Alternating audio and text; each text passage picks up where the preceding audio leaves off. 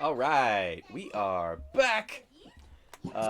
Guys Gone Wildemount, episode 8, titled To Be Determined. Uh, uh, Little side note, I keep trying to come up with titles and put them in after the fact and for the recordings and whatnot. But we got Dylan playing Borg, Adam playing Bud, and Chucholito down there with Adrian. We are out Erders for the day. I believe there's something involving an entire forest that needs to be resolved on James's end, but that's what he gets for living out in the boonies. Last we left off, you guys had taken up the transportation services of the Raven's Nest, a airship being mostly crewed by goblins with a Kenku leader known as Captain Black Sparrow, who does you've not really heard say much except a repeat back of other things that have been said recently.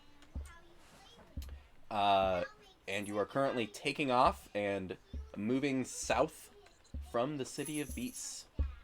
So, what would all of you like to do? Well, when we left off last time, I had tried to befriend a crew member to get eyes and or hands on parachute or other safety equipment, and was told in no uncertain terms that that didn't exist. Either it was sold or thrown away or stolen or something. Yeah. And since then, I imagine that I've just been kind of walking around, kind of like an energy of maybe like a house cat in a car. Yes. Yeah, you guys are hovering along. It's got a pretty good pace going.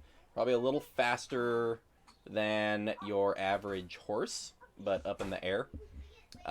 There is most of the crew is, hobbled together equipment of some kind, most of them wielding short swords. They do seem to have a pretty uniform cloak that most of them wear, which is sort of just a black sort of felt material, like a stiff felt that's just been formed into a cloak. There is one of the goblins in particular who does have a pirate parrot on his shoulder, and is dyed his fur that's all over his body to be the same like color pattern as the parrot. Peg leg, hook hand, a little side sword scimitar ready to go. And he kind of hobbles up to you all, just like, "So you've all paid for your passage here. Now Yeah, that's right. Now our wonderful captain," and he gestures to the Kenku, who has like made its way to the front of the ship as it's like flying along, and is just like spread its like arms, with its feathers kind of flying in the wind, a little bit like Titanic, getting that flight feeling. He goes, "Captain Black Sparrow likes to listen to the crew and the passengers for certain things. So, what altitude would you assume we should be flying at in this relatively dangerous lands as we go across this giant lake?" Bud doesn't know how to fly an airship, but he sort of has figured out with his new intelligence when somebody is fishing for information that they don't have. So he's curious if this guy is just trying to get advice on how to even fly the airship. Yeah, make an insight check. How high should we be flying, stranger? How high do you want to fly? 14. 14? Yeah, you do get the sense that they're unsure of how high they should be flying. Oh, no. You've seen this ship flown incompetently when it came into land. Right. It's currently about 30 feet off the ground, hovering over kind of it looks like they're heading for the lake that's south of the city, but like they want to try to skirt the edge of the lake so that they're near the water. but yeah, you get the sense that now this could be just that they're unfamiliar with this terrain, and if there's 30-foot tall monsters that can claw the ship, they might want to go up to 60 feet.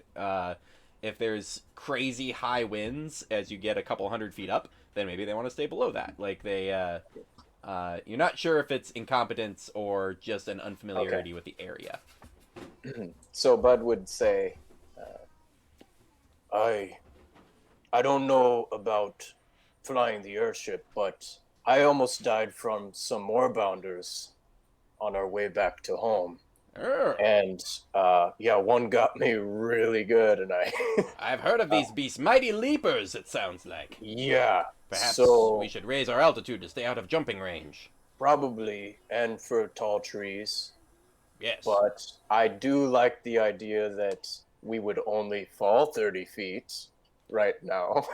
It's occasionally crew. I mean, there aren't exactly facilities. Most waste goes off the side of the ship. So when discarding your waste, if you don't want to then fall to your death, that's fair. Okay.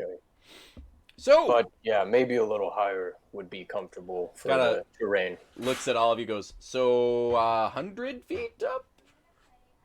I would say, kind of looking over at Chuchi, maybe about 50, 60 feet up. 60 feet up. I think 50 feet is an appropriate height. 50 feet. Very well. You all are more from this area than we, so we will... Yes, sounds good. Hobbles away. Before you go, do many people fall to their deaths? Oh, several. People seem to not take advice very well about holding on to the rails and securing themselves. Oh, boy. Bud looks for the nearest thing to hold on to. There is like a rope that goes along the edge. Grabbed it. Yeah. Like it's sure that's tied to something. Yeah, like the ship is relatively well designed. It's one of those like when like if you've ever worked in manufacturing, if it's like all the major brackets for all the high power outlets have lockout tagout brackets. Whether or not somebody actually puts their lock on it to not die is, you know, a side note. So he hobbles up some stairs to what looks like the controls, and like the ship puts some more power into its liftoff and gets it seems to be hovering between 50-60 feet.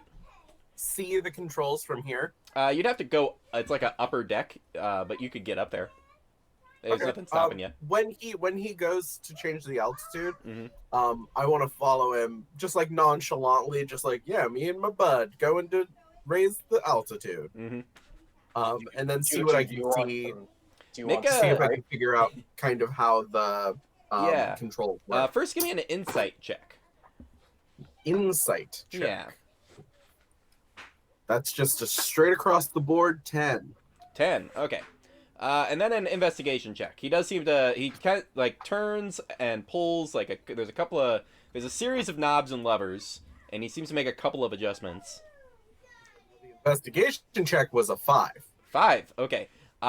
He hit like 4 different knobs, and then it started to rise, and you don't really have a good sense of which of those knobs had anything to do with altitude adjustment. Okay, but he doesn't seem bothered by me being near the controls. No, doesn't seem shaken by it at all. Okay, then I would hang out.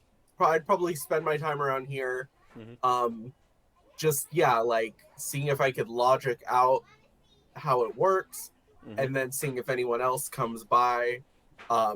To basically anytime someone interacts with it, I want to be around to try to like figure out how to, you know. Yeah, you're hanging out up there. Borg and Bud, what are you guys doing? Just looking over the edge, not really paying attention to anything that's going on. You deck. see Erders activate his echo and send it like below decks, and then walk over to the edge of the ship and just like massive like puke off the side. As he kind of almost like wobbles like he's gonna fall off, and then you see him like blink out of existence, and the echo like appear on the corner, and the echo like fall off. And then I you love see him it. come up from below decks, and he's just like, I think I'm gonna keep my echo below decks in case I need to pop into the ship. And just, oh, hold on. It's a lot of motion and air sickness from the guy, who seems like he's gonna try to spend most of his time below decks. I think that might be a good idea. Yeah. My constitution's pretty high, so I'm fine. I'm gonna say, Is it- Borg, make a perception check. Ooh. Oh, 16 plus 3. Ooh, 19 total. 19 total. You can see various amount of in the distance. There's a fair amount of cloud going on. There's it's not stormy necessarily, but it's also not like bright, sunny, happy days right now. Yeah. Mostly cloudy. You do spot one of the goblins that is in the crew. Seems to be more attentive to everything. As you look around, there's people like doing things, like getting ropes set up and all that. But then there's one guy who's walking around, actually looking at stuff, and you see him kind of grab, like, loop his arm through the rope and like lean off hard and do the and like put his thumb out to the wind and catch it and like lean in and start saying some stuff. And then some goblins start adjusting some sails. Chucholito, you have a good perspective on this guy also, who then walks up to this first mate character and is like, we need to unfurl the sails on this side, and then we'll catch more wind and get a little bit more of a speed boost going through. And he looks like he's a goblin? They're all goblins. Most of the crew have these like black felt cloaks and are kind of ramshamble gear. This one guy though, he seems to be has a slightly different outfit. Almost like he's just not part of the main crew. But he seems to be the one who's like telling people what to do as far for like the mechanics of operating the ship. Does he have any kind of recognizable uniform, anything like that? His is more just baggy pants and shirt going on. Yeah. He's got like a brown cloth pants that go kind of wide at the ankle, and he's got like a loose white shirt. Relatively well pressed. You don't see a lot of goblins that keep their clothes like clean and pressed. Like clean often, but not like kept as well as this. Longer hair pulled into a couple of braids, probably 3 different braids, but like one braid on each side of the face, like curled up, and like one down the back, to keep his hair pretty neat and out of his face. I meander over to him, I guess. He's making his way like all over the boat. Given advice, he's never shouting orders, which is kind of weird. Usually you expect somebody who's in charge to be shouting orders, but he's literally just going up and like he'll just like pat somebody on the back and give him some advice and then move on to the next point. But you catch him kind of between some people. He's like, yes, can I help you, sir? You seem more familiar than the others on this ship. Are you familiar with this contraption? I'm a sailor by trade, so I'm the crew's fine. I do give more of the mechanical advice on how to operate. I'll see. How long have you been flying on this thing, then? This particular vessel I've been on for a few weeks. I've been on various sailing ships for the last 10 years or so. Oh, interesting. And Anything you can imagine? Getting a closer look at him, his face is kind of sunbeat, and this dude's seen a lot of salt air and sunlight. Yeah. So what's that, sir? Just wondering if you had any ideas about any dangers we might be facing if we're flying this way. Never been to this area. I can't tell you which kind of beasts or nasties you got, but from information I gathered in town before we headed out, there's some sort of ruin we're heading towards.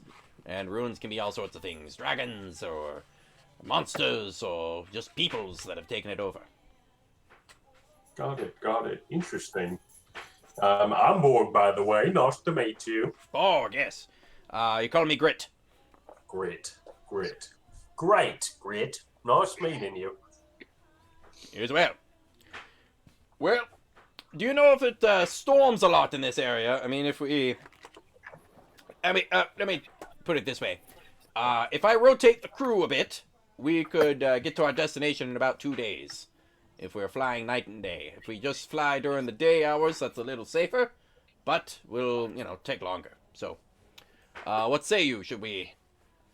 There's also a matter of if we stay stationary in the sky during the night, it's possible some kind of nasty could pounce on us. So, give and take on there. I don't know what kind of... the captains here trying to defer to the advice of their passengers for whatever reason. I see. I'm from Roshana, so not really familiar with this place. We haven't seen much rain, though, much hard weather. I feel like it'd be dangerous if we landed and stayed overnight in one location. We'll keep moving then. I'll have to relieve some of the crew to go rest. Appreciate it. Nothing else, I need to get to that. Okay, well, nice talking to you, Grit. Take care. Hey, have a good day. And you do see him go and, relieve about half of the general crew. So there's about 5 goblins who just go below decks to... He's like, turn in early, boys. We'll handle it here tonight, and today, and you'll be taking over tonight. Get some rest. They all file down below decks. There are 2 ballista that are on the deck with bolts and whatnot ready to go. They are not kept ratcheted and ready to fire, as that will wear down the machinery. But they are there and ready to go. You do see. It looks like another passenger who went below decks to get situated, and has since come back up on deck. And it is a goblin fellow, no fur to speak of, and appears to have shaved their head completely clean, and has a slight blue tint to the skin tone, with this wooden staff with a about softball size glass orb with a little glow on the inside. And he's using it as a bit of a walking stick coming up out of the bowels of the ship, and then just kind of look around and kind of give a nod to fellow passengers, and starts to wander the deck of the ship. Also a goblin. Also goblin, yeah. Chuchi, do you know that guy? That's racist. Oh, Do I know that guy? Do I know him? Please don't. Make a history check. I love that you say it's racist and then ask if you know. Immediately. Do I know? That's your Uncle Bob. Oh, God. I got a 6 on my history. A 6. You do not know them. No, I can't say that I've met that particular goblin. I actually know none of these goblins, other than that one that I introduced myself to earlier, who was wildly unhelpful. Oh. You just making small talk? You trying to make friends? Well, I don't want to sound dramatic, but I can't fly, and I get the sneaking suspicion that no one else on this boat can fly, and it's causing, I would say, a mild to moderate concern. I have anxiety. I drink some of my mind calming Oh yeah, tea. yeah, a little My little little, tea, yeah. yeah. Yeah. Wow. So, just trying to get the lay of the land, and inevitably when we crash and burn, figure out the best way to survive. Oh, yeah.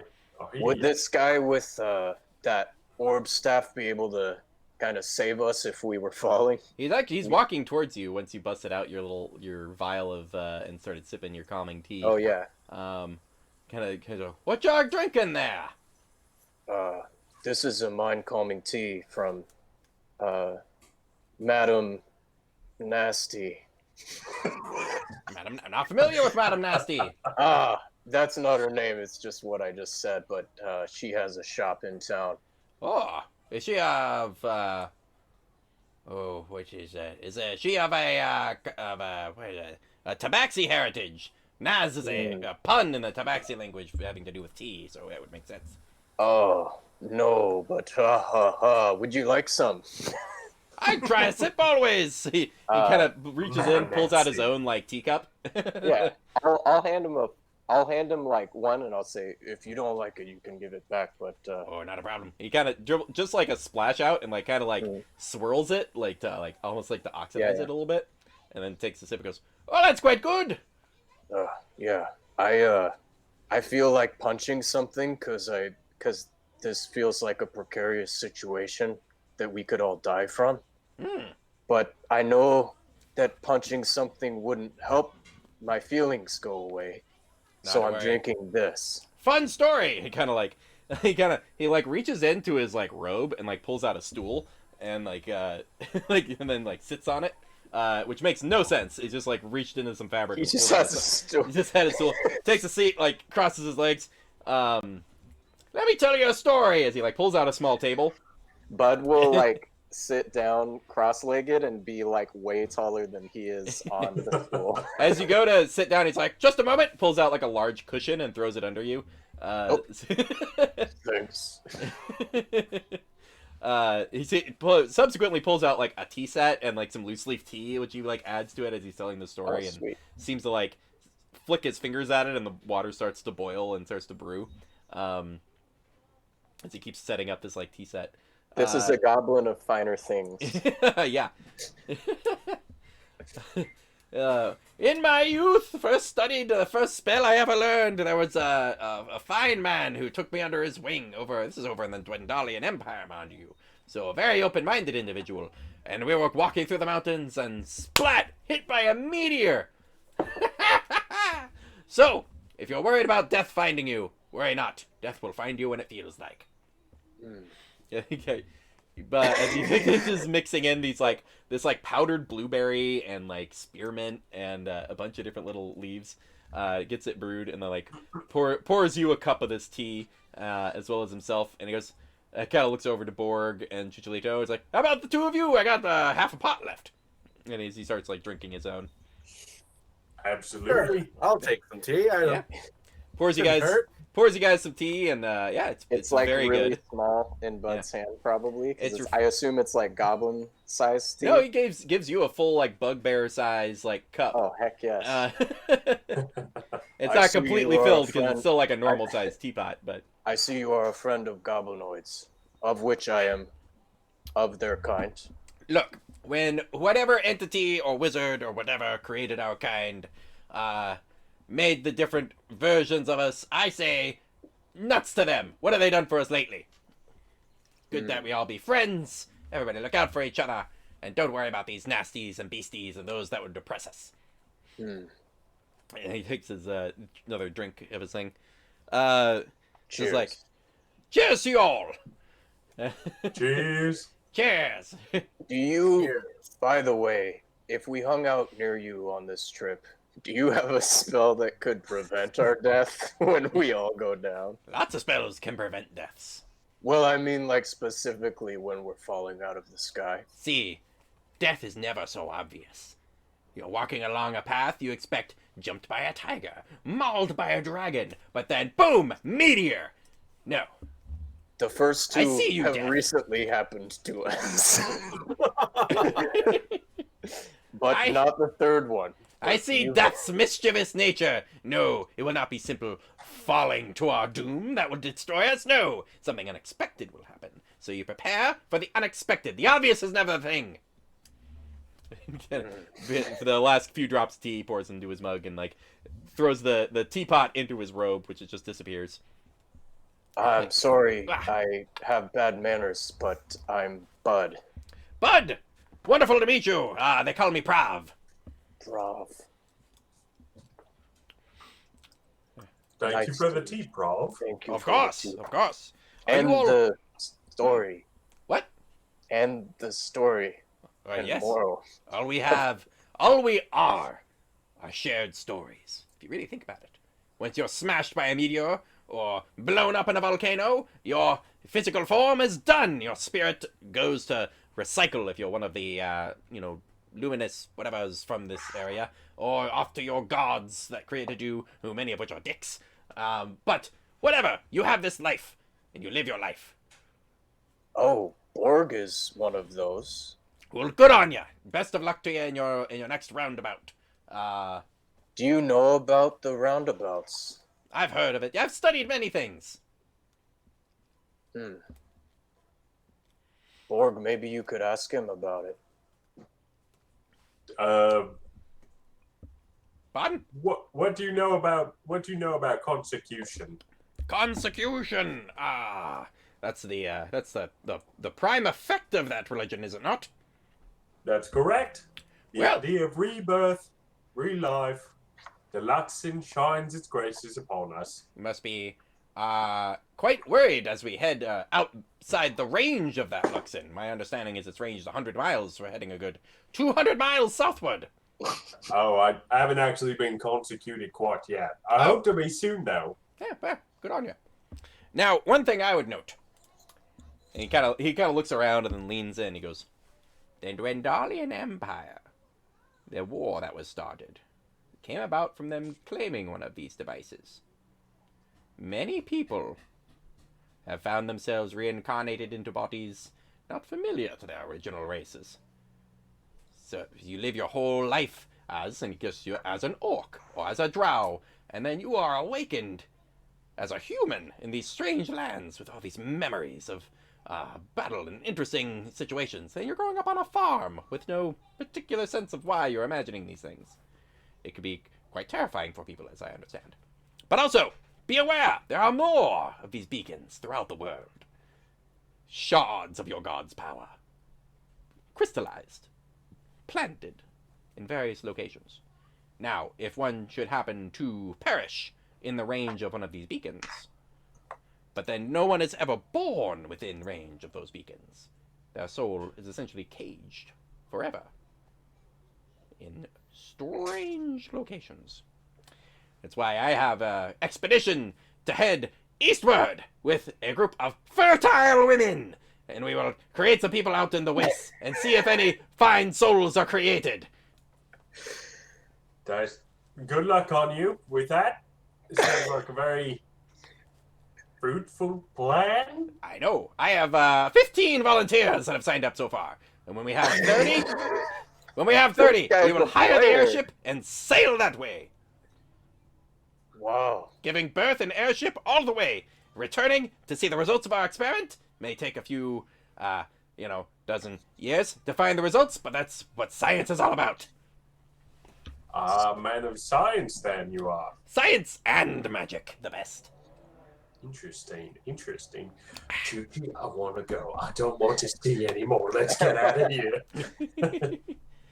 Sounds good. That's it was good tea though. Oh yes, Thank and if you you're for the tea. in need of any enchanting services, I can tell that you all are adventuring types and could use some improvements to your weapons and armor.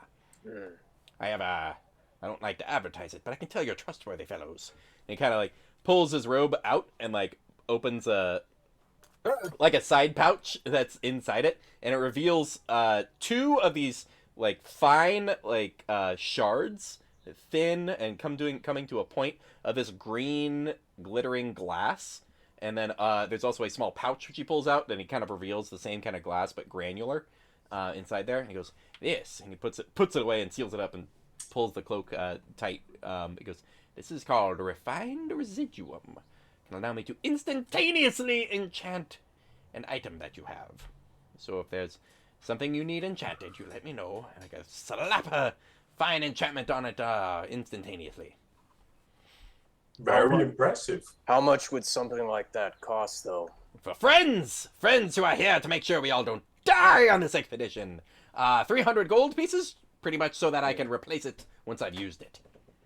I have, and Bud digs into his backpack that's kind of huge Right. and has sacks and other things attached to it, by the way. There's sacks of different things on it. Yeah. And he pulls out one sack that's circular, pulls out this black orb that's this big. It's probably big as him. Yeah. And he goes, "Could you make this smaller?" He kind of looks at it and "Indeed I could. This seems, frankly, this is an impractical size for an enchanted item." That's what I was thinking. So takes a stab, it's tink, tink, It's like, this is far too large. Yeah. I don't need you to change its magic, but just if it could be Shrink it smaller. down, I understand, yes. Yeah. A permanent reduce on the item is essentially what you're looking for. Yeah. Yes, if you have 100 gold pieces to replace the residuum I'll have to use, that would be a fine deal. Thank you so much, and I'll give him 10 platinum. Ah, nice, very economical. Puts it in a little pouch on his his vest. Takes out like a pinch of the residuum and like glitters it all over, and takes a staff which then glows and encapsulates it, and you see it shrink down to like a large orb, but small enough that you at least could hold it like in one hand in order to make use of it. Yeah. Like a little baseball or something. Yeah. And in a mere 10 minutes, he makes this enchantment permanent with the use of this strange dust. Sweet. And it is now more of a hand-sized orb. Still with and as it gets, especially when it gets reduced down to inspect it easier, you can see all of the fine etching that was on the orb to match the patterns in the small moon that orbits the planet. Can you tell me at all about this? Indeed I can. This is like the most interesting guy we've met yet. Like, this guy is like, He has a he's, particular... like, weird. He has a weird sex cult, but other than that... I mean, like, he has a particular set of skills, and he was unlocked by offering him tea, which you immediately did. Heck yeah. So, yeah. I'd say so. All right. Yeah, he pulls out a spell book and like puts it out on the table. There is a bit of a wind comes through, and he kind of like just holds it down. Puts the orb on top of it. Goes, "This will just take a bit. Anything else? Any of the other your fine comrades would like to know?" And starts casting some sort of ritual spell over this orb. Uh-oh, you muted Chuchi. Chuchi muted. Chuchi, you might ask him where he gets his label. I know. Give me 1 second. Well, if I have your attention, have you seen any... Be careful not to look in it too much. I pull out the orb. Have you seen anything like this before? Anything you could tell me about it? You seem like a man who's well-traveled. At a quick glance, he goes, "Looks like a scrying orb to me." Well, yes, yeah. I mean, you can do that, but sometimes people turn to stone when they use it. Ooh, interesting mystery. Just a moment. Let me finish up with this orb here. And he casts a spell. His eyes glow, and you see all the etchings glow on the orb. And he's just like, this wasn't originally enchanted. This was a decorative item. Right. Very interesting. You had this enchanted recently to cast darkness once per dusk. Yeah. It's very good. A perfectly capable magic item. Unfortunately, since there was no magic in it before that, there's nothing more I can learn from it, other than its basic history is obviously an artifact of the Moonweaver. Hands it back to you, goes, probably was part of some sort of ritual site devoted to that goddess, and there might have been more information there about its purpose or whatnots. I would hang on to it, because often things like that end up keys to future things you could find, such as the Moonweaver is known as a goddess of hidden lovers and such. So I Thank you. suspect there's a partner orb which it must be joined with in order to unlock some sort of thing. Let's just say I took the one that was the only one that could be moved. There was other stuff that was huge. Huh. Well, it may very well be a key to another location, so I would hang on to that and make sure you have it available in case you find yourself in another tomb of the Moonweaver that can unlock something or something. Thanks. Yes, quite. Let's take a look at this. Takes the orb from Borg and like puts it on his book. He's like, "Don't be nervous, Borg. They can't find a great discovery without great risk." That's right. Well, I'm hoping I'll have your help with it. Indeed.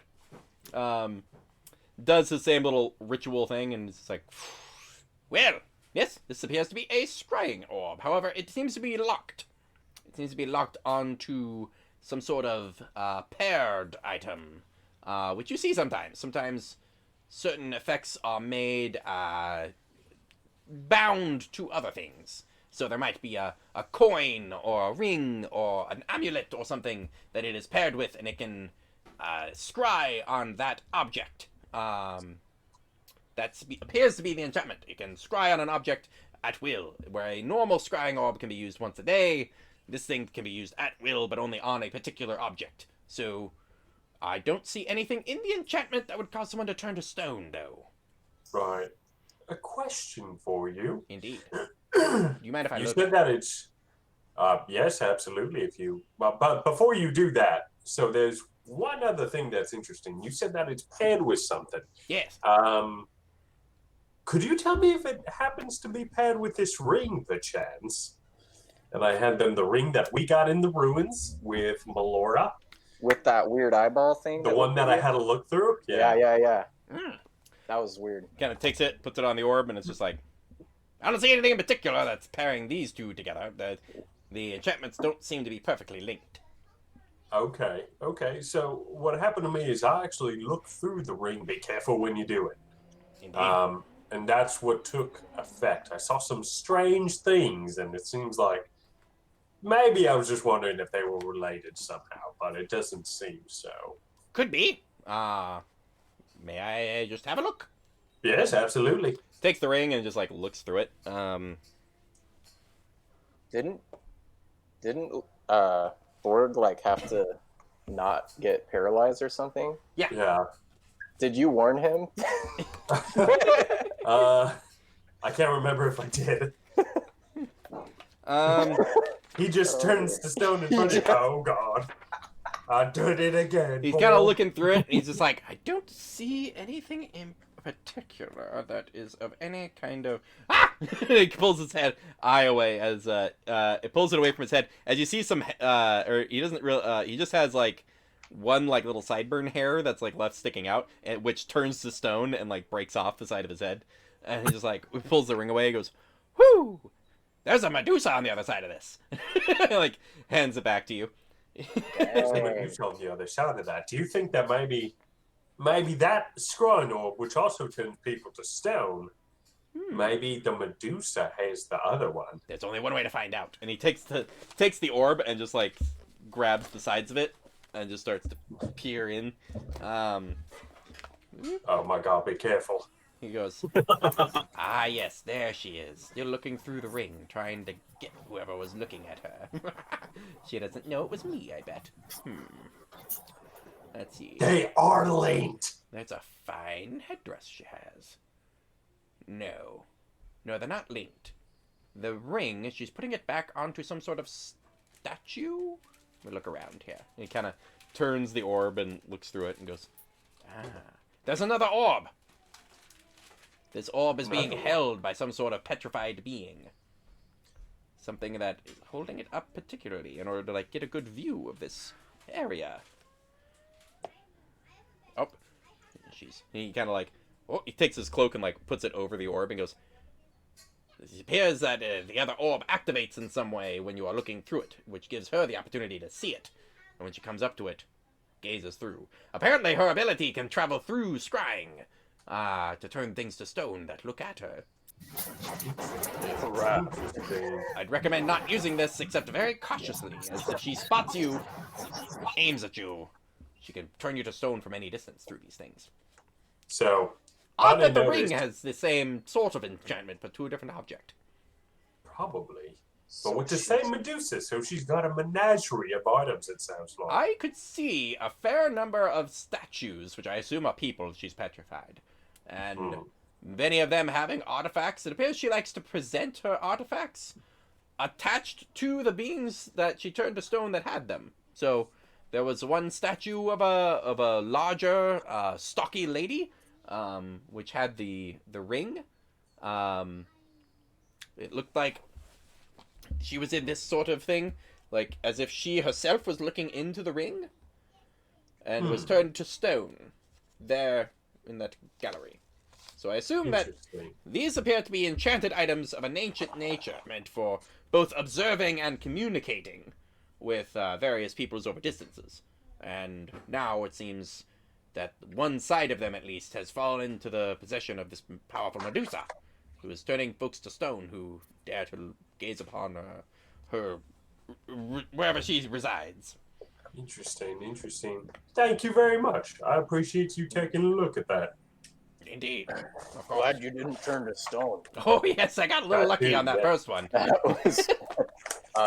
I didn't see her coming, and so when she like stared at me, I'd be like, ah, and get out of the way of her effect. Borg, if we ever get captured, you should tell our captors, definitely don't look in my bag and get the valuable orb, and maybe she'll freeze them for us. You know what? That's a good idea. I'm going to remember that. That's a good idea. Thanks. I just thought of it. That reminds me of an ancient enchanted stone tablet I saw once. It said, it was engraved with an enchantment. It said, whomever reads this aloud will die. 30 people died before someone figured out they should just not read it out loud. Oh.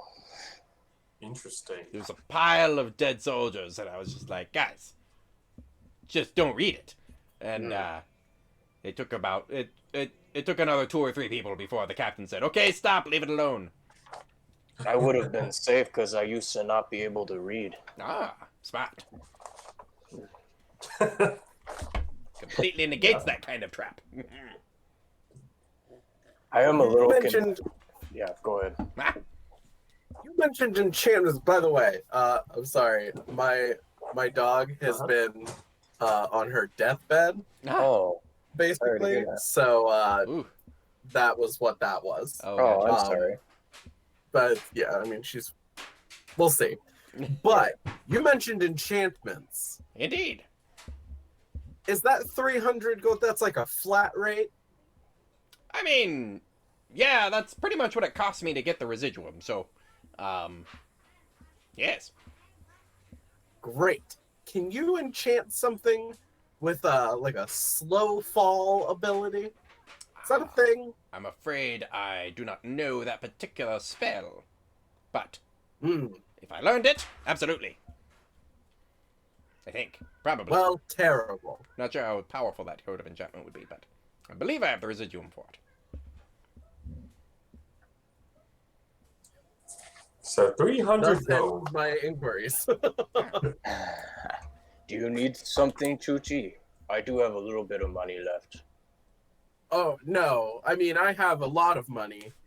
I just need very few things. But the things I do need, I'm unable to buy. I once knew a spy who had a rod that he could click and it would hold into place permanently. He used it to stick doors closed, and once he used it to clothesline someone who was flying by. It was kind of hilarious. Can you? It'll just hang out in the nothingness? Indeed. It just maintains its position. I believe that we saw one. There's a floating tent at the top of a mountain, and we theorize that it's being hung from one of these types of items. We don't know why. It was kind of inaccessible, and no one answered when we called, and we didn't feel like firebolting it or anything, so we just moved on with our lives. But it was interesting. I plan to return someday. You just firebolted a tent. I did not. I didn't want to. We had no quarrel with whoever was there. It was just an interesting living situation. I mean, that's one way to get away from the raccoons. Yeah, that's fair. True. Got in a fist fight with a raccoon the other day. Do you think you could do that to one of Chuchi's daggers? Oh, the hold in place thing? No, I don't know how that works. Oh. There are some Dunamances in the area that, well, not in the area now, as he looks out over the, as you guys are going past, like, wildlands and along the coast of the large lake. Well, back in the cities, anyways, if you can find a Dunamancer, I believe they have the spell that is the source of that sort of enchantment. Dunamancer. I don't know about... I've just started learning about everything. Haven't we all? I guess so. And I hadn't thought of that before. Well, if you don't need any weapons or armors enchanted, I believe I'll retire to my activities. But it's been fine chatting with all of you.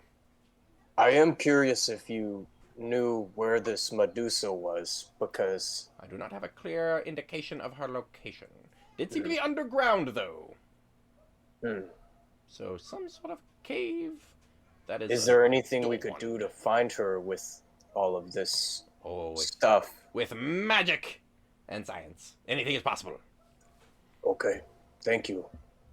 Yes, I will focus my studies on such an effort, and perhaps I will discover a way to do it. Thank you, Prof. Appreciate it. Thank you. Good tea. Oh yes, it's fine tea. Picked up that recipe in the Dwendalian Empire no more than a month and a half ago. And he kind of turns to Chucholito and is just like, you find yourself in the Dwendalian Empire. I mean, since the peace treaty, it's not so hostile, but beware to find some way of disguising yourself. Halfling's a good bet. There's a lot of halflings over there. And just to avoid the ire of some of the less educated of the locals. And some of the more educated. That's pretty widely spread. It's actually kind of a problem. We should get a treaty about that. Anyways, good day to all of you. I'll keep it in mind. Thank you. Indeed, indeed. Literally, in my last notes, I had written Madam Nasty because I literally forgot her name. Madam Musk. Okay, I know we learned it at some point, but Yeah. I actually had it in my notes as that. All right. All right. What are you guys doing with your day? For the rest of the day, I don't know, just keep a vigilant eye, maybe do some prayer. Yeah. You guys gonna basically spend the daylight hours observing on the deck and then go to bed once it gets No. dark, or? Bud is like half dead from that moorbounder. I don't know if you guys remember, but one of the moorbounders like had a critical Right. hit on me, and yeah, I have like 22 HP left. So Yeah, they land real nasty crits. I'm glad we got out of that Right. scenario. So I would probably just go try to Go get a start rest. healing up, and yeah, Yeah. just take it easy. And Borg, give me a perception check since you're specifically looking out for stuff. 6. It's 6. cloudy. It is cloudy. There are some low-lying clouds ahead as you guys are have gone beyond just the start of the lake. You can the lake essentially goes to your rear horizon and to your forward horizon. So it's many miles in either direction at this point. You guys have cannot see the city of beasts anymore. It is well behind you. You cannot see the other shore of the lake. It is too far. It's a big lake. It is a big lake. To be fair, any lake that's more than like 6 miles the horizon is as such that you wouldn't be able to see the other side. That's a big lake. Yeah, it's a pretty big lake, yeah. But yeah, it is historically known as a massive lake with very almost supernaturally clean waters. Looking down at it, you notice how clean and clear the water is. You occasionally see this like school of fish go along, so it does have some kind of life inside of it, but it is a very clean lake.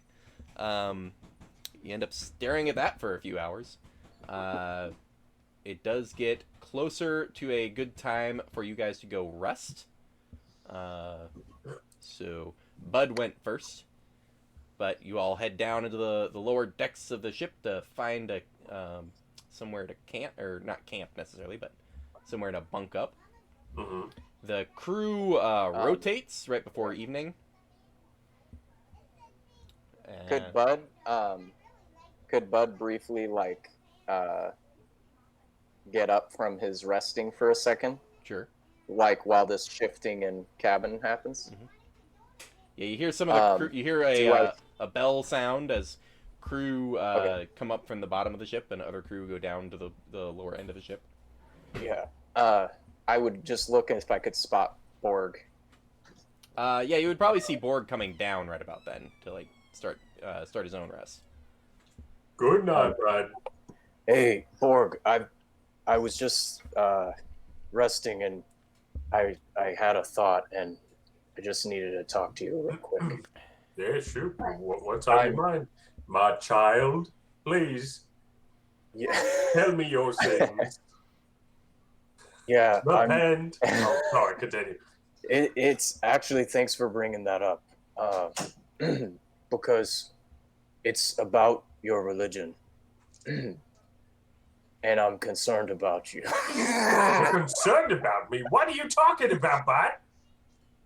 Something that Prav said about how the consecution, like it seems good, but it also seems bad.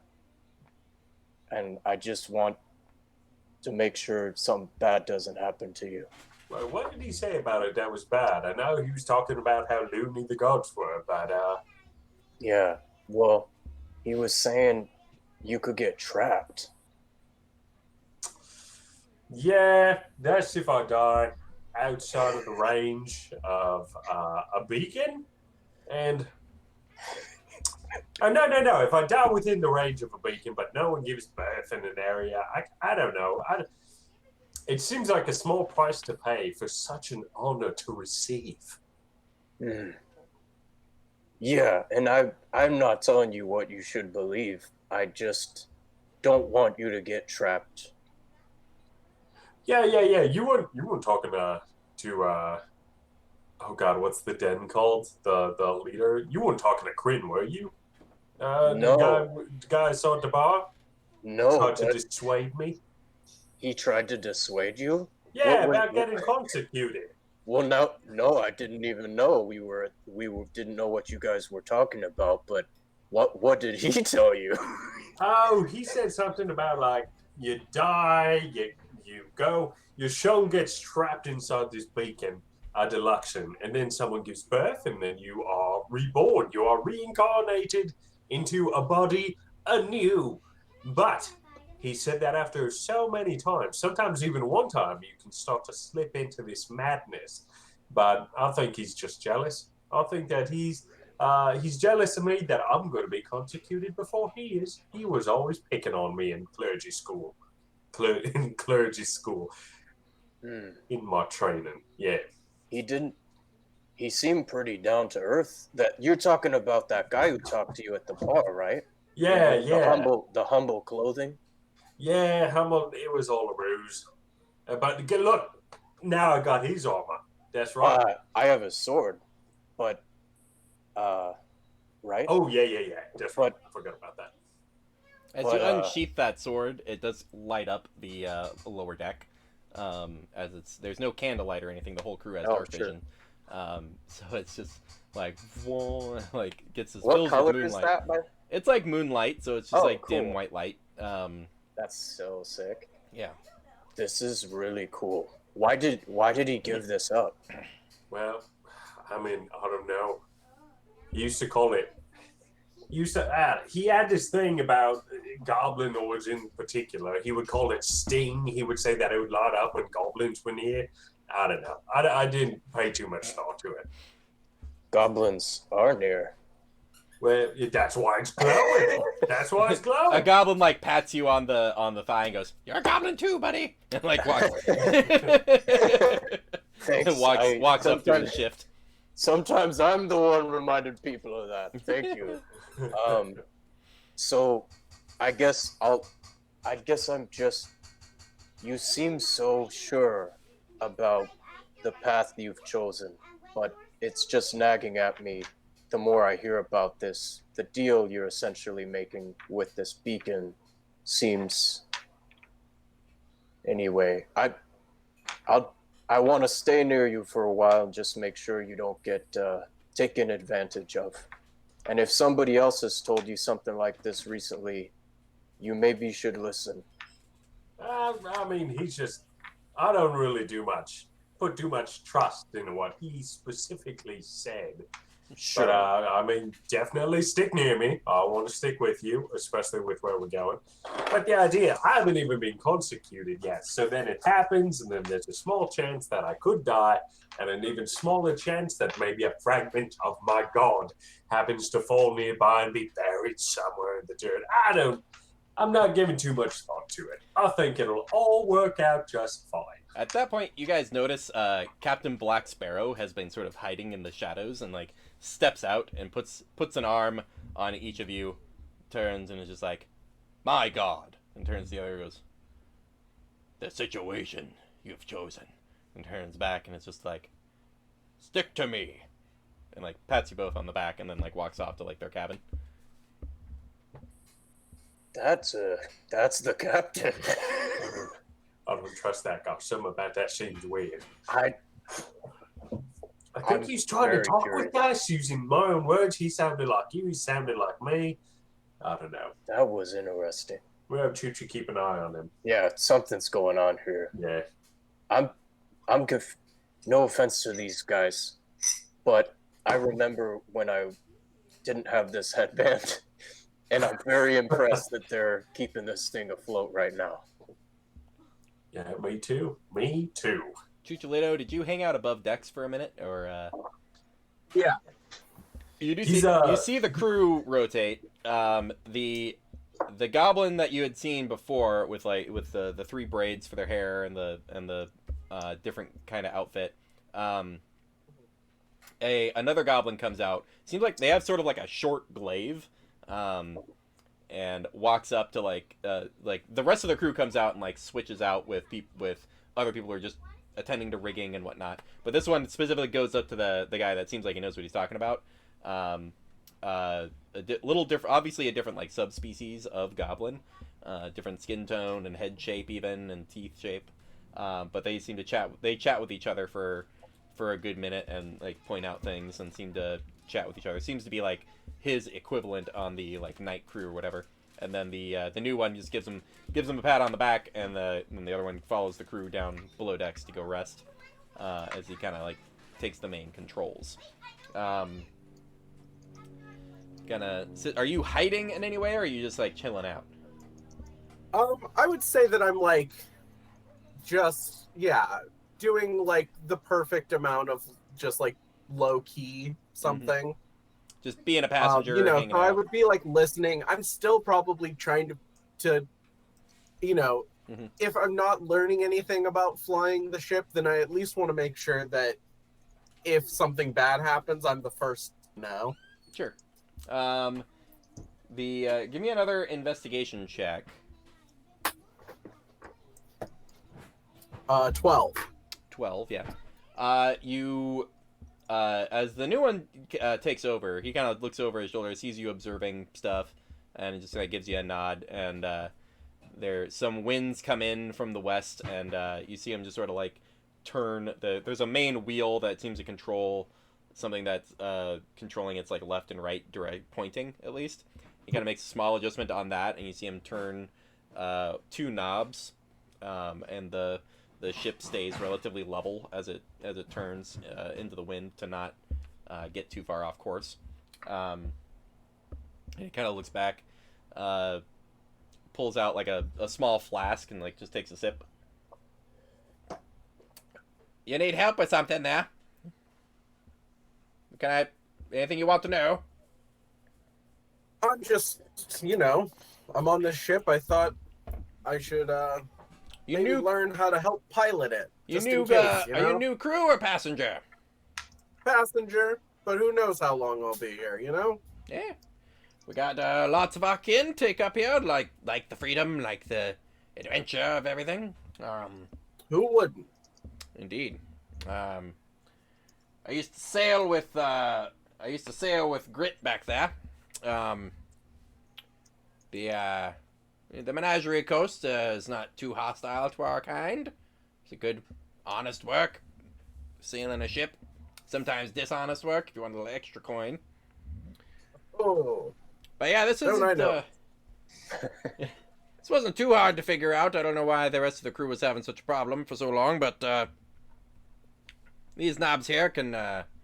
He points out that he's like, these knobs here for each knob goes to a different set of crystals on the bottom of the ship that control its pitch and yaw and whatnot. So it's a simple matter of making adjustments to keep level. You get a little instinct for it because it's not an exact ratio, but just take some practice. Makes sense. And as the gusting stops from the westward, he seems to make his readjustments to get everything back on track. But yeah, how long you want to stay up trying to study controls? I mean, once I get kind of I talk to him and Mhm. watch him do it a little bit. I mean, that's enough. I don't want to like not rest. Yeah, you get the sense it would take you a few weeks to kind of really get a good sense of it to the point that you'd be Mhm. proficient in controlling the ship. But you have a basic idea of what you'd probably want to do to right the ship. Like if everybody died and you had to make an adjustment, Yeah. you'd have a shot at it. But yeah, and you want to get down to get some sleep. It's right about the time you see Erders heading up to the ship, and he's just like, "I'll keep an eye out during the night. I'm feeling a little better, so we'll just swap out. I figure one of us should be awake and keeping an eye on things." Makes sense. Make sure to wake me up if we start falling to our deaths. Will do. And he heads up, and he goes like, "Oh wait," and like makes his echo down in the ship, and just has it like leaning up against a post, and he's like, "Just in case I fall, I can just switch." Goes up to the top. Not that it's worse, it's simple. Right. All right, so you all take your long rests, hit points, and half your hit dice back. Nice. Any long rest recharge stuff, spells or whatnots, are yours to be had. You all awaken to a ding of some sort of bell indicating, gear up and switch shifts. You guys are able to basically cram into one of the passenger cabins. The three of you can kind of make that work, which has a door that can be shut and like propped up against, so that you don't have to worry about anything nefarious happening in the middle of the night. I don't know if you guys have ever been in like an overnight train cabin, but I imagine it's like a really cramped, narrow hallway with two bunk beds, and like you try and open the door, but my like ostentatious gold plate is standing there, and you have to like squeeze by. Yeah. Except maybe in Chuchi. Chuchi probably just opens it and goes through like normal. Right. It's a pain for anyone else. Yeah. Be all gear up and head back up to the top, with Erders heading below decks to rest himself. It is the morning. There is a fog that is fairly patchy as you guys go through it. What would you all like to do in this day of travel? Keep my eye out for more stuff. Do more praying. See if I can proselytize anyone over to the Light of Deluxon. Just keep my eye out in general. You looking more at the ground or more at the sky? At the ground. And what about Bud and Chucholito?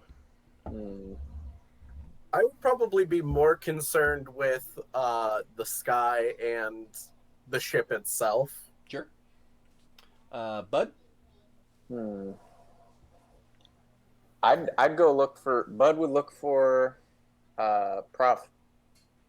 See if he's got any more stories. Oh yeah. Prav has gotten up and is kind of up on the upper deck, observing the controls and whatnot. Sees you approach, gives you a nod, instinctively like grabs the cushion out of his cloak and throws it down. And it's just like, "How's it going, bud? A Good. morning tea this time, I suppose."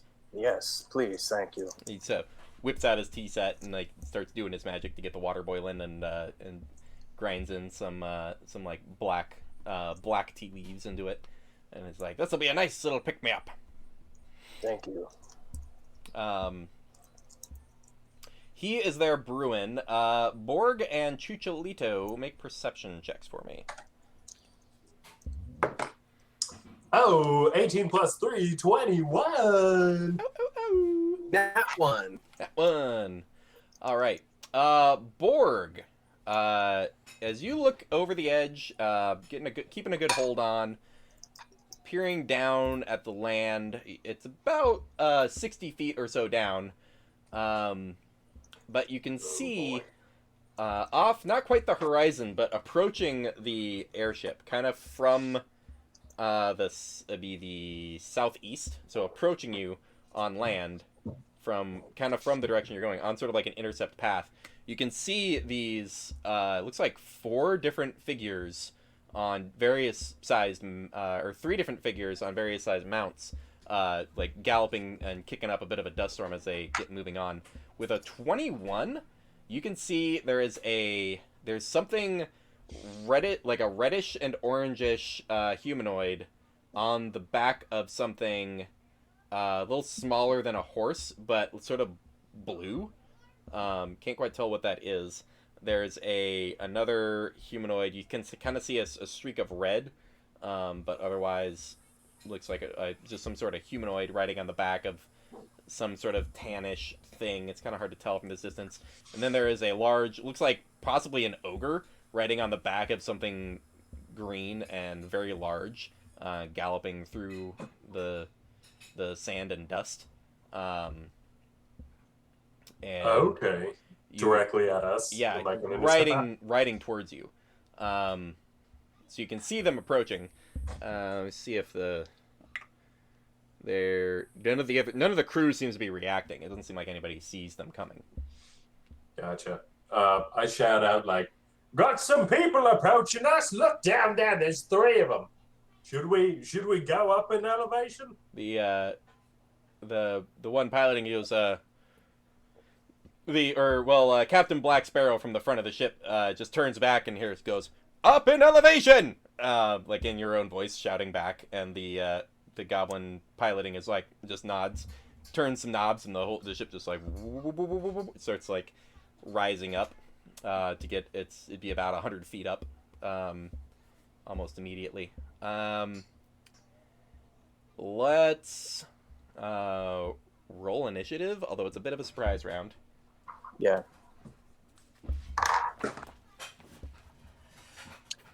Ten. 9 for my initiative. 17. 17. Nice. I reacted quick, spry like a kitty cat. All right, you all. Keeping in mind the ship is about 100 feet up. Are they directly below us now? They are not. They're a good couple 100 feet away still. We're gonna switch to the combat map. Battle cam. Battle cam. Theme song for the battle cam. As we go to battle cam. Battle cam. That's me again. We're falling out of the sky. Falling to our doom. Dramatically. Blade. Okay. This particular mounting system showed promise at one point. It has lost its promise.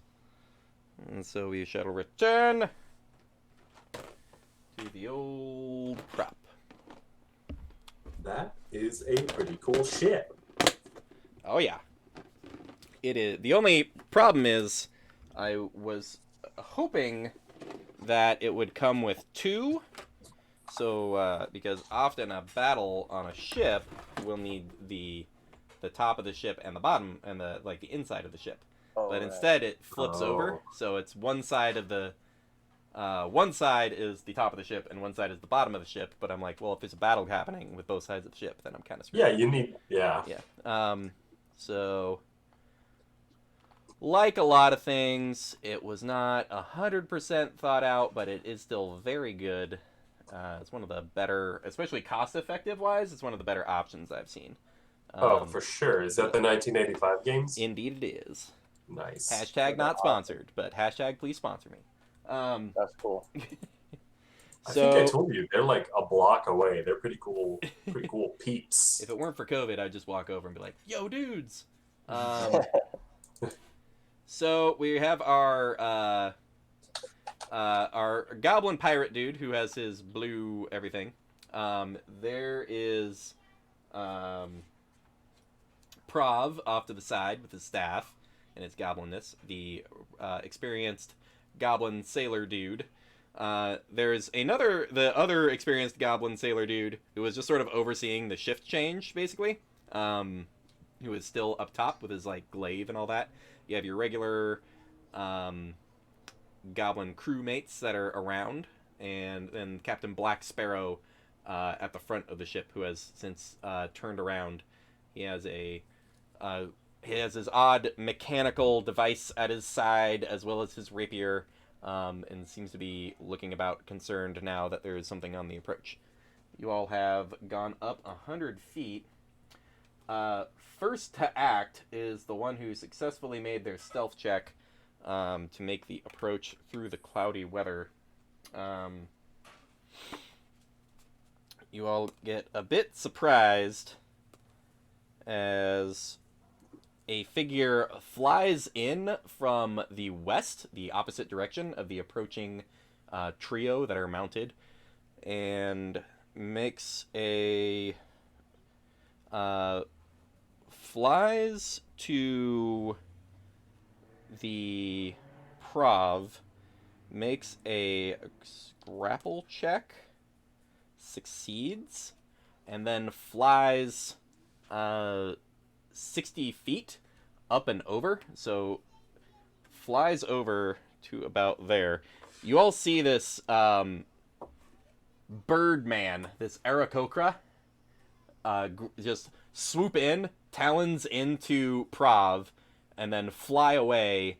With his movement, so Prov and this Aarakokra character are approximately. I'm gonna have to use a little fairy for the Aarakokra. So you all can see Prov up and over about 50 feet from the ship, which puts Prov about 150 feet from the ground, and you just see Prov just like as the entire crew like looks over and goes the moment's hesitation, we go through everybody's basically being surprised round, and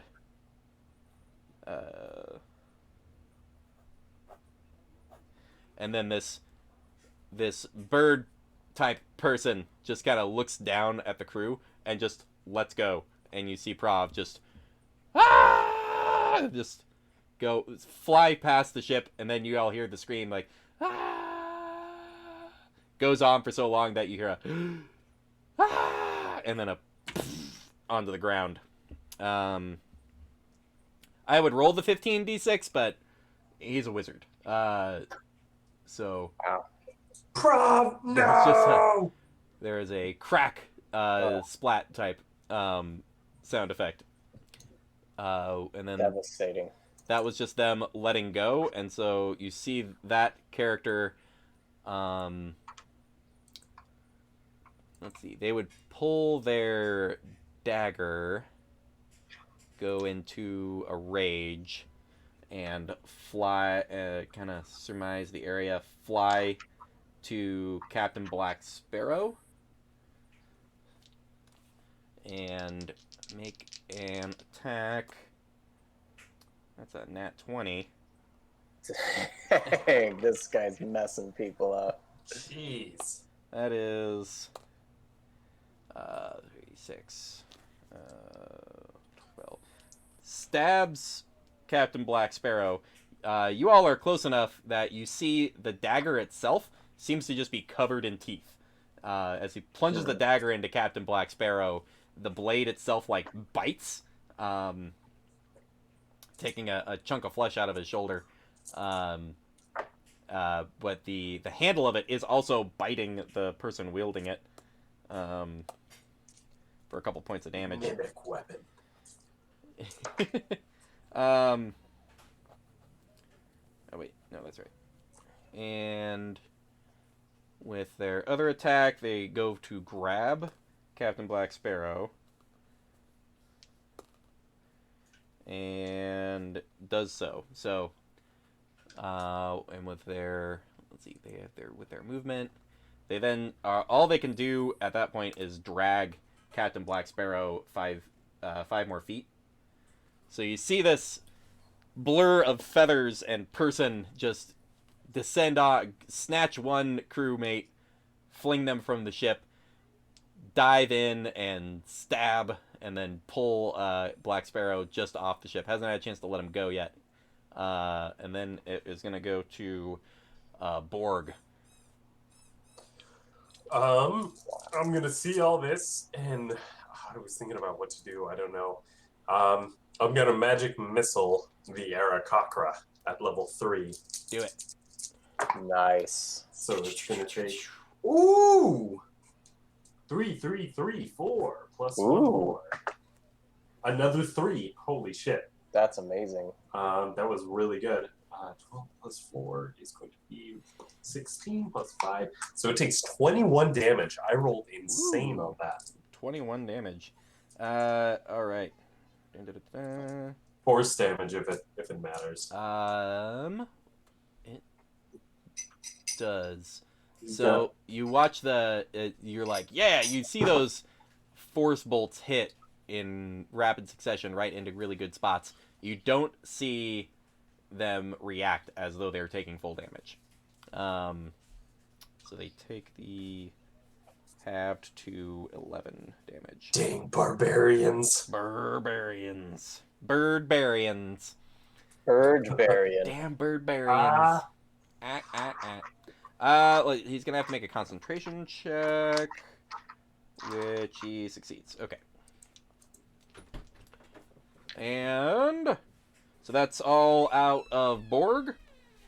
The only thing I can do is a bonus action. I'm gonna save it for right now. No, wait. And then I'll turn around and is Chuchi within 5 feet of me? Looks like he's right next to me. Yes. I grab his psych. I can't do that. No, that's 2 spells. Okay, never mind. Yeah, that's it. Getcha. All right. Next up is the general crew. This guy, this one kind of scrambles past Chucholito and loads a bolt into the ballista. This guy does the same over here. Let's see how successful they are. They both do great. Okay, cool. They get the ballista loaded and cocked, and then the other crew member aims and is like, as they aim the ballista at this flying creature, they yell out to Captain Black Sparrow. It's like, "Sir, fire or not fire?" And they're waiting for a response from Captain Black Sparrow. Next would be Bud. Who's flying this thing now? The goblin in the back, the one with seems like he has some sort of sailor background. Yeah. Who's been more proficient, seems to have been controlling the ship. Okay. But is currently, it seems like they're weighing what to do with their options. All right. And he's there. Bud was there any? Bud takes a look just off the deck to see if there's any other people around. Yeah, make a perception check. Yeah. 16. 16. You're pretty tall. From where you're at, you can see as you guys continue to kind of move forward with inertia. You can see the trio that are mounted on something are approaching, and 2 of them seem to break off towards where Prav splatted into the ground. So it seems to be relatively coordinated where Crap. they are, like, this guy is picking people off the deck of the ship, throwing them to their deaths, and then the others, like, go and raid the bodies of the people that hit the ground. Is there a rope or something like an anchor that you could take down off the ship? Yeah, you see there would be... Like a descending rope of some sort? You just see, like, a regular anchor attached to a rope. It'd be within your reach. It'd be at the bottom of these stairs, just off to the left. I'd try to huck it down and, like, descend it. Cool. Yeah, you already made your perception check. You can see it's about a 50-foot rope. So if you chuck it off, it's either going to snap the rope or just dangle midair. Okay. But yeah, so you just huck the anchor. Cool. Yeah. And then with I don't think I would have to do an action to climb, right? So I don't think my movement would include climbing down it. You can use your movement to climb down, yeah. Okay, then yeah, I'll use my movement that way. What are you trying to accomplish? I'm trying to stop them from raiding this awesome dude's body Oh, you who just died. interfere with those people? Yeah, Sure. yeah, And what's your movement is 30 feet? Yeah. yeah. Okay. So you get about you make an athletics check for me for how well you Okay. can climb down the rope. 12. 12. Okay. You do just fine sliding down the rope. So you get Okay. about 30 feet down the rope. Kind of getting closer to the ground. All right, and then is that your turn? Yeah. Cool. Yeah. How far from the ground am I now? You are roughly 70 feet from the ground. Oh crap. You guys Okay. went up, so you went up to an altitude of about 100 feet. Gotcha. After that, you see Captain Black Sparrow just turn defiantly and just be like, "Fire!" at the two that are kind of holding on the ballista. So those two try to fire the ballistas. Oh shit! All right, wow.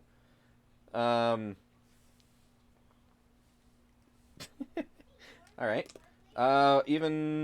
Disadvantage and advantage can't cancel out. So that is one hit. Okay.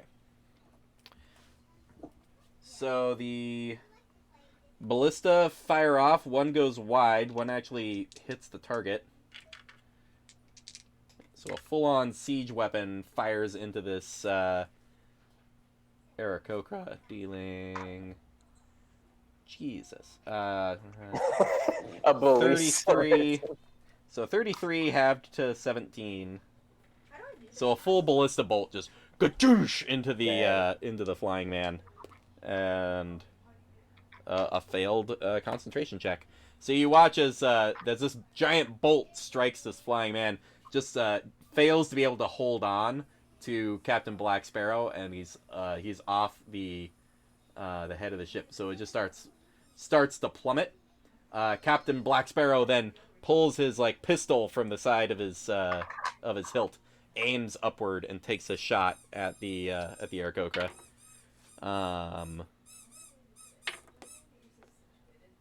With a again, advantage and disadvantage cancel out.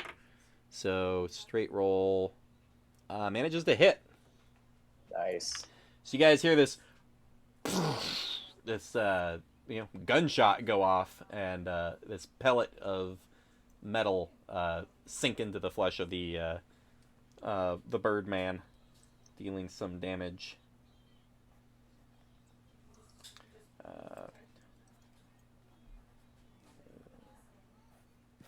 All right. And yeah, the Birdman is starting to look a little messed up. But you do. Bud, in particular, you have a really good visual as Captain Black Sparrow just flying, feathered arms outspread, turns to face the ground and seems to just move their arms in a flapping motion as this Birdman, who apparently loves the sensation of flying, plummets 100 feet to the ground. Black Sparrow, go! Dang. Captain Black Damn you, Sparrow! That's 11, 14, 15, 20, Does he come within my arm's length 25, range as we're going forward? 30. Definitely not. Just too far away. 41, 42 damage. Oh crap. You see the black feathered pirate captain into the ground. Feathers poof in several directions, and lies motionless, face down in the dirt, with the larger mount peeling off from the group towards where he landed. Captain Black Sparrow is face down in the dirt. You see the pirate with the parrot be like, "Captain Black Sparrow!" And at that point, it would be that guy's turn. you all look and see the eyes of the parrot glow red, and two bolts of energy just fire out. One of which hits this Aarakokra for a solid. Looks like I saw 12 force damage. Half to 6, so knocks off a couple of feathers and a burst of blood as the Aarakokra turns. He's like, ha! Just a gnarly beak facing back. As you all are getting a closer look at this, as we get to Chicholito, the bird man itself, it has some sort of, aside from this dagger, which appears to be like chewing on its own hand, there's a cloak that it is wearing, which sort of half turns to mist about halfway down the cloak, and that mist kind of seems to cling to the Aarakokra itself. But Chicholito, you are finally up in this cacophony of death. I want to make it to the controls and do my best to figure out how to make this thing go down. Gotcha. All right. The pilot is there who can actually just help you with that. They seemed a little stunned by the situation.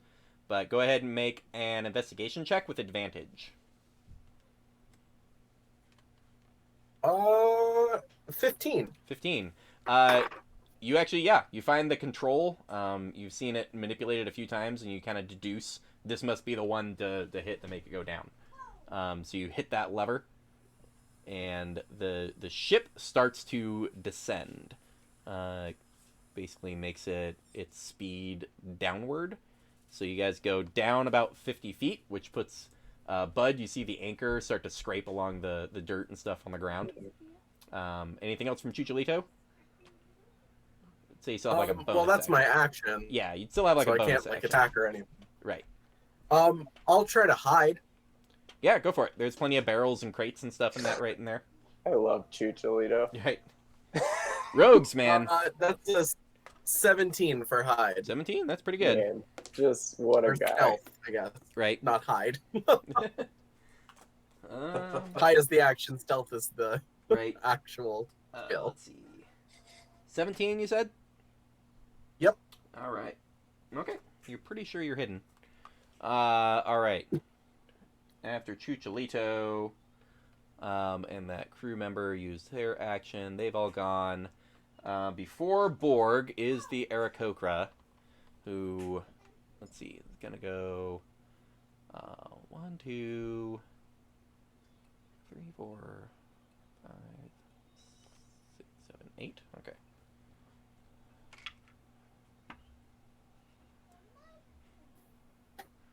All right. Borg. You watch the Aarakokra dives in your direction,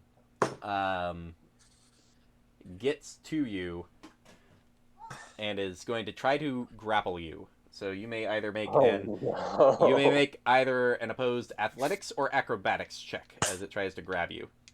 Come on, let's Dude, do you're this. already 50 feet closer to the ground. Right. Hey. Praise the Luxon. That's a 7. 7. No, he's his 19 is going to beat that. Crap. Oh, Feel gosh. talons of like 1 foot and 1 hand like grab into your plate and drag you. It would be, let's see, they used like 50 feet of movement so far, and so pulls you like up and away. Be a little more than 30 feet up and away from the ship, and also tries to stab you with her dagger. And wow, that was awful. Yeah, that's like 12 to hit. Ooh, no. You feel this boy. there's this shing as the dagger scrapes across your armor, and you can hear the dagger like trying to like land a bite. The bite then, or the dagger then does bite the Aarakokra. For 4, halved to 2. Man, that dagger's been rolling max damage. Only against the wielder for some reason. That's the way I like it. And then as it just the Aarakokra just looks at you and says something. And do you speak Auran? I do not. So in Auran, it's just like you have no idea what it's saying. It seems something non-approval to you. Do it. Do it. He's gonna make it. Use this free skill action for insight. It seems very angry, but it does keep a hold of you where you are. You're a little more than 80 feet up in the air. Okay. This is not good. You get the sense that he go make an insight check for me.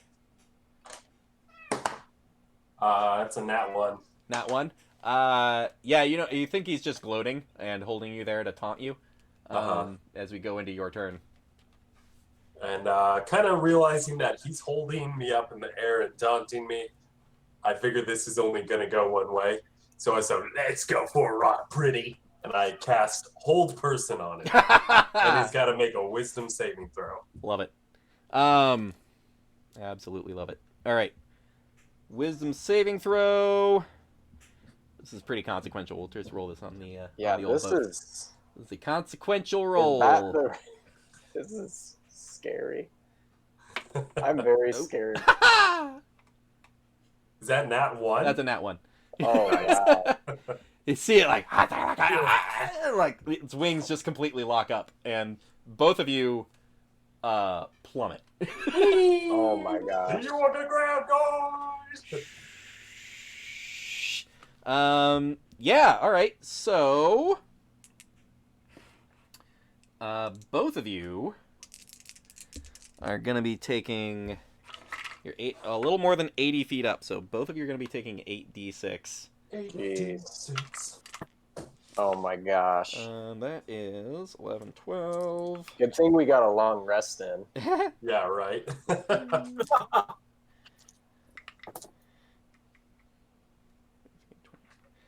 So you both take 29 bludgeoning damage. Crap. They get theirs halved to 15. But you are both now on the ground. Just you can see I'm gonna say prone. Are you alive? Are you I'm alive. Oh, Oh, okay. yeah. Oh wow! I was like, this. I'm alive and I'm horrible. mad. I was like, Hold Person, you're just Chicholito, you kind of see this effect of like, just like grabs it by the throat almost, and its wings just go stiff, and they both just like fall past the ship, Not ideal. past Bud, and then poof, a big old crater in the ground. 1 second, I do have some crater terrain. falling So not with cool. style. Right now. If I was going down, I was taking him with me. That was, yeah, you did. It would have been awesome if you had like a bonus turn to try to surf him down. Oh, yeah. Like you just fall. While anyway. you're falling, you turn him into a suplex. And then, like, You hold him above you explode like into a hang glider. He's like frozen, and you're just like, Oh, Jesus, I love this it. turned into Dragon Ball Z. For my Alright. movement, I float up 10 feet in the air and punch him 1,000,000 times. Just like the basic. I'm gonna spend my 8th turn charging. You see my hair glow and float up. I found out his weakness is getting punched forever without stopping. Oh yeah, that's fair. Bullets, my only weakness. See a smushed Captain Black Sparrow right there. In the back over there is Priv. And a good, still about 20 feet off the ground, Quiet Cat, is the, all right. Well, that was rad. Anything else from Borg's turn? You still have movement and your bonus action. I'm going to stand up with my bonus action, or with my movement. Right. And let's see, bonus action. I don't really think I can do anything because that'd be more than one spell. Yeah. So with my bonus action, I just kind of hunker down and get ready for a fight. Right. And you do see the mounted combatants are getting pretty close. All right. Well, that was rad. Wow. So most What a first round. yeah. Dang. The basic crew go in and reload those siege weapons. Who's peeing? Someone's peeing. Oh, can you hear that? Yeah, I was filling up my water with my He's at the my water bottle, and I was Nice. yeah. It made like a cool water sound. Right. Glug, glug, glug, Glug glug. glug glug glug Glug, glug. glug, glug, glug, glug, glug, glug, glug.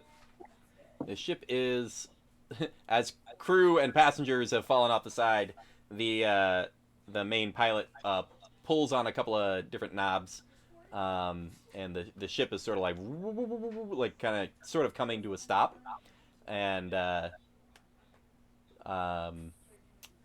to kind of resist the forward momentum that they had.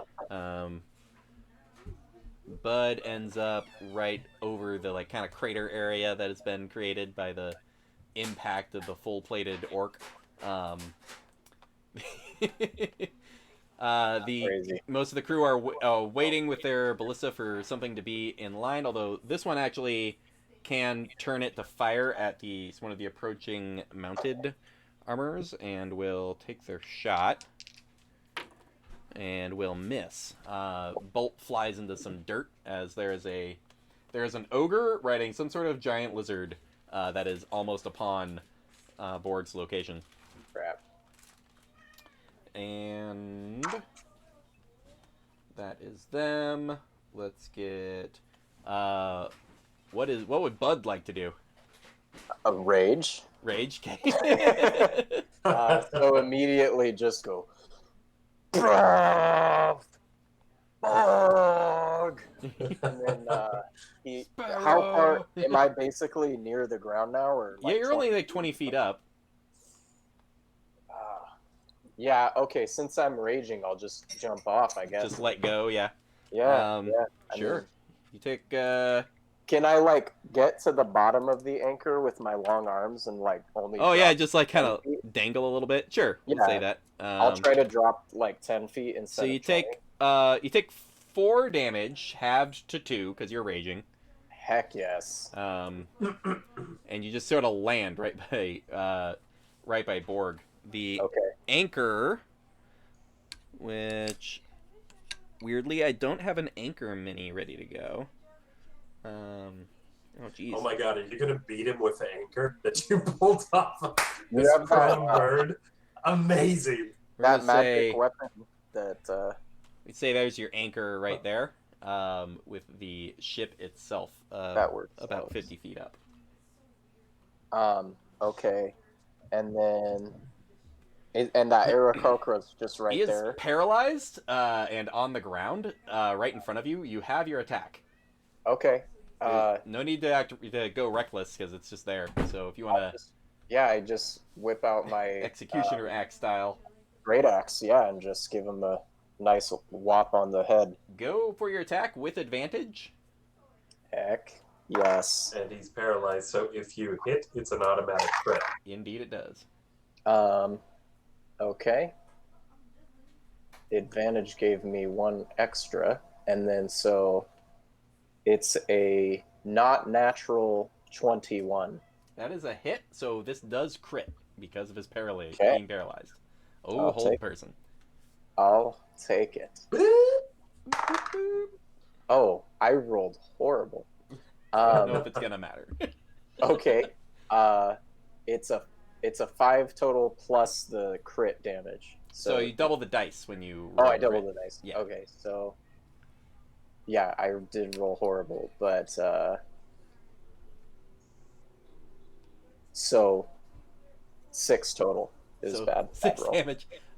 Weirdly was still what you needed. Oh. Or well, Wow. no, wait, he is still raging, so that 6 gets halved to 3. Okay. Which is still still enough actually. He only had 2 hit no points. way. He had 2 Wow. hit points left after that fall. Yeah. Oh, I Just didn't add rage damage. Oh Don't yeah, I- and plus rage, but yeah, so don't I definitely add enough. rage? So you just Okay. gotta Okay. just walk up and just goosh, and like getting a chicken ready for dinner. Just the head is off. The body is All not right. twitching due to the paralyze effect. All right. That is a now Ooh. headless. Looks like some sort of part crow man. Mhm.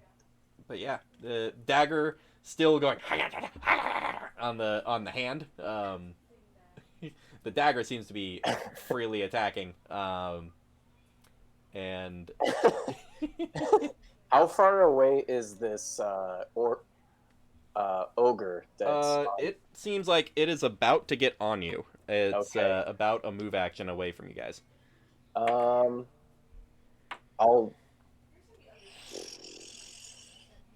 I want to drop my battle axe and pull out my shield, but Mhm. would that be like would I need to action surge for that or I would say you could get the shield out, and then you could get out another item next turn. So you can just drop your axe where you're standing Yeah. and pull out your shield.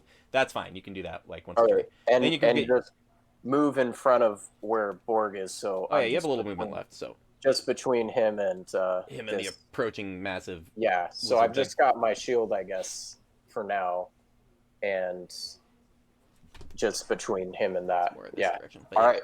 Yep. Just getting ready to, because I know those guys are about to just. Right. Yeah. All right. That'll And be it. trailing not far behind them is the and as they've approached more, you guys have a little clearer view. There is looks like a human with a red mohawk with some like kind of intricate armor and some sort of large bone weapon riding on the back of like a triceratops, which is definitely Oh my gosh. in the background. There is a woman with a bow riding a blue velociraptor. The woman, her whole like her skin tone and all of her gear is sort of motifed with like fall foliage and whatnot. So, like how the oak leaves change colors. That's like her whole outfit. And then this ogre is riding this lizard, which conspicuously has like a tiny bit of armor strapped to like the shoulder bits, but is otherwise just this giant lizard thing. And let's see. So first up, so that one is on, and that one is on. Okay. So they are charging up. Crew the. Let's see. The one piloting turns, yells over the side. Is like, "Is the captain alive? Should we land?" Is like asking for orders and is preparing to like pull up or take off. The crew down there reload successfully and take another shot at the approaching giant lizard with the ogre on the back. Fails. Nice. Oh, dang. The bolt goes wide, just hits the dirt in the general vicinity, but wasn't even really close to hitting. They're like, "God dang it!" The one who's doing the loading is like, "Are you even aiming?" This one gets to the edge, and you see the parrot's eyes glow, and nope, he doesn't recognize that. So you see the beams of energy fly out from the bird, one of which hits for a little bit of damage.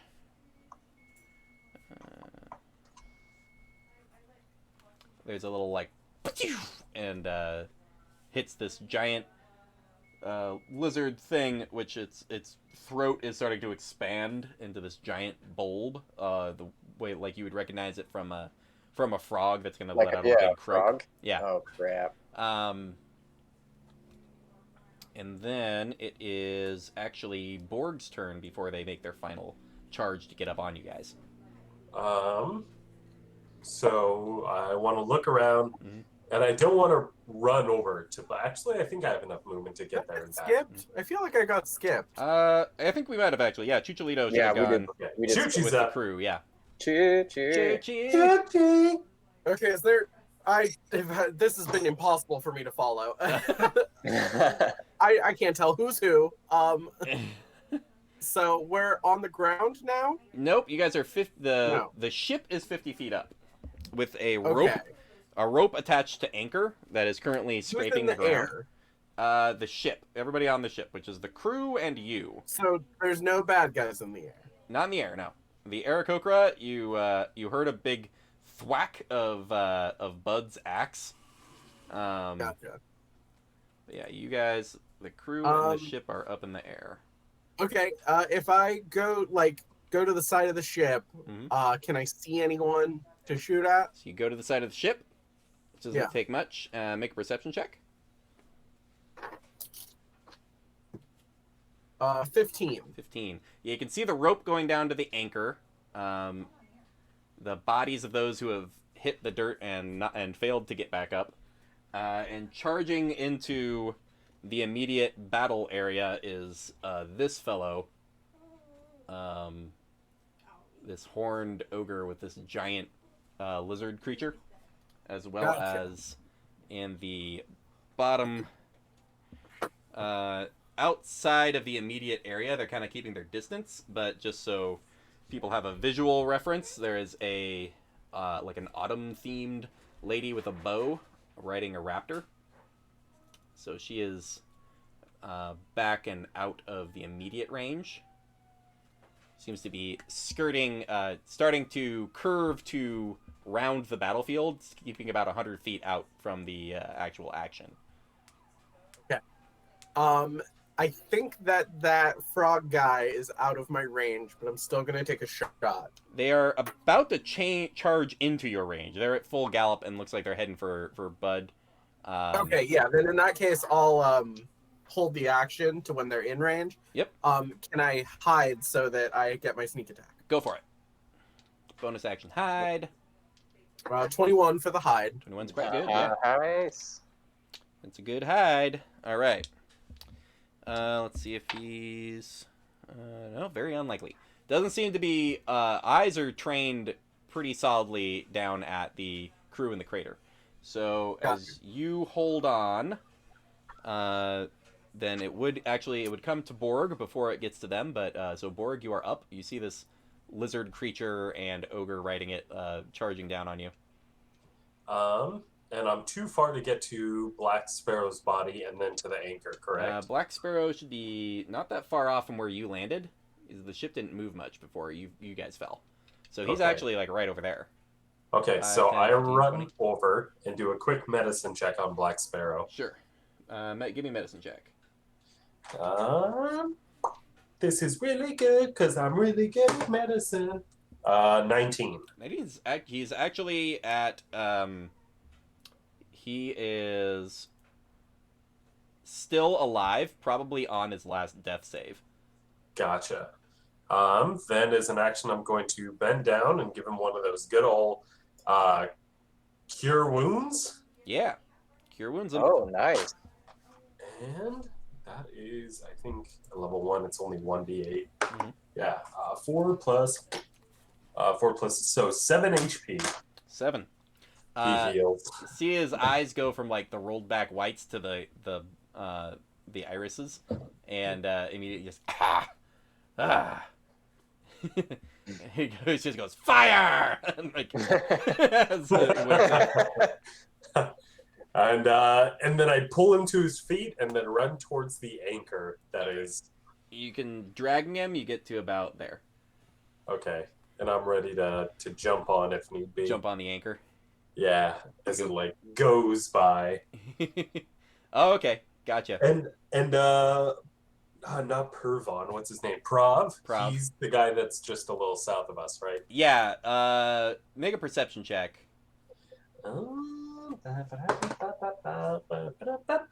18 plus 3, 21. Looks like he fell on a rock, which is currently sticking out of his back. So you're pretty sure Prov is down. Ouchie badoodles. Yeah. All right. All right. So that's Borg. That's what I do. This guy's then charging into the area, which will trigger off Chucholito. Fire that arrow. Okay. Just straight. Boom! Please tell me it's a nat 20. Please be a nat 20. Nat 20. Been rolling like trash all day. Damn.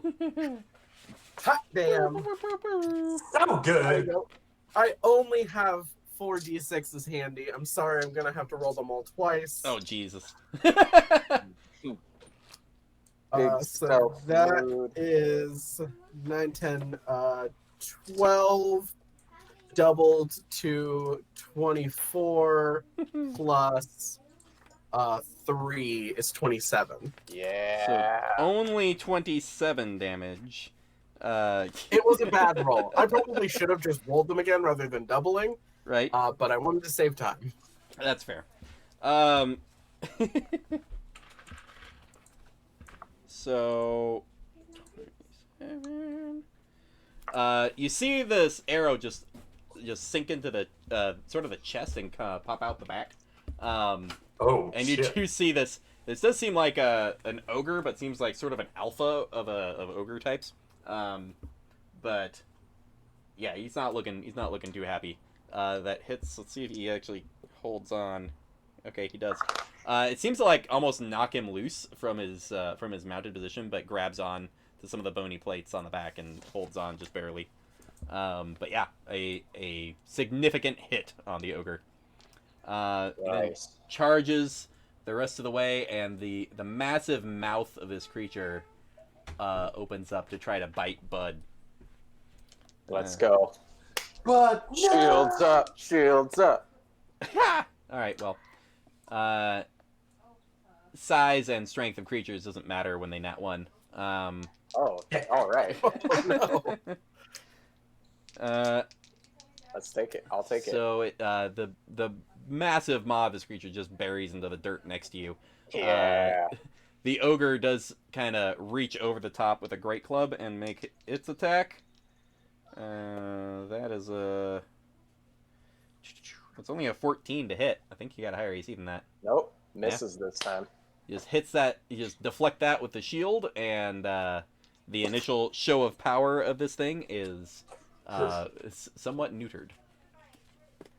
Next up, I'll neuter that all day. right? I got the orders mixed up on this. That's okay. So the autumn lady kind of is circling around. Size up the situation. Does pretty good. Takes aim at Captain Black Sparrow with one shot. Black Sparrow, yeah. You just healed him. That's a hit Oh dear. for 12 damage, which takes Black Sparrow down. This arrow Nailed just again. shoots Sparrow and knocks him to the ground. The other attack, you see her aim for the rope itself. Take the shot, and that is a miss. So you see the arrow go and shoot and just hit the side of the ship right next to where the rope attaches. And that's her attacks. Pivots and keeps moving on the raptor. And the other, you do hear like a ah from the distance as the other guy, who is a dude mounted on a triceratops, is approaching. This is Is just such a mess. entering the entering the field, is very angry about it, but is not able to get to any of the actual action. That is them, and then it is crew. Crew, the more experienced guy is like, you load, and like switches out, and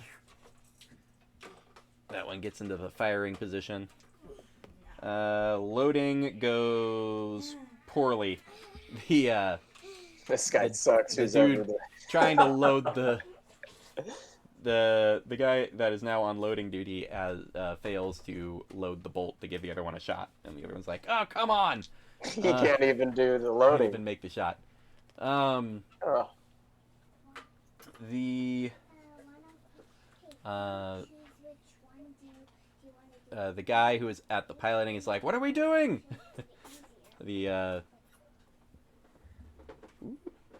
The dude at the helm is just like asking for instructions, like, "What's the plan? What are we doing?" The one with the parrot on the shoulder is like, he just yells down like, "Get on the rope and we'll pull up!" And takes a shot at the large lizard creature with the eye blasts from the parrot. That is a miss, and that is that one is a hit. So the creature takes 11 damage. And more importantly, the blast actually pushes this thing back 10 feet away from Bud, and is yelling down, "Get on the rope!" And then it would come to Bud. I guess I want to get on the rope. I've got a lot of things I want to do. Right? But most importantly, I'm going to. I guess I would try to retrieve instead of drawing a weapon, I would just pick up the axe. Pick up the from axe. the ground. Sure. Would I be able to pick up Captain Black Sparrow? You'd have to pick. You going for the axe or you going for Sparrow? I'm right next to Sparrow, if that helps Yeah. you. Does it look like Borg would be able to pick up Black Sparrow and grab the rope? Like, could I make that deduction? It's possible. He's less athletic than you are, so it's less likely. The ship did move forward a bit because of the momentum that hasn't completely been canceled out yet. So yeah, I guess I'll grab the axe and try to go straight for the rope. sure. Give me an athletics check. Okay.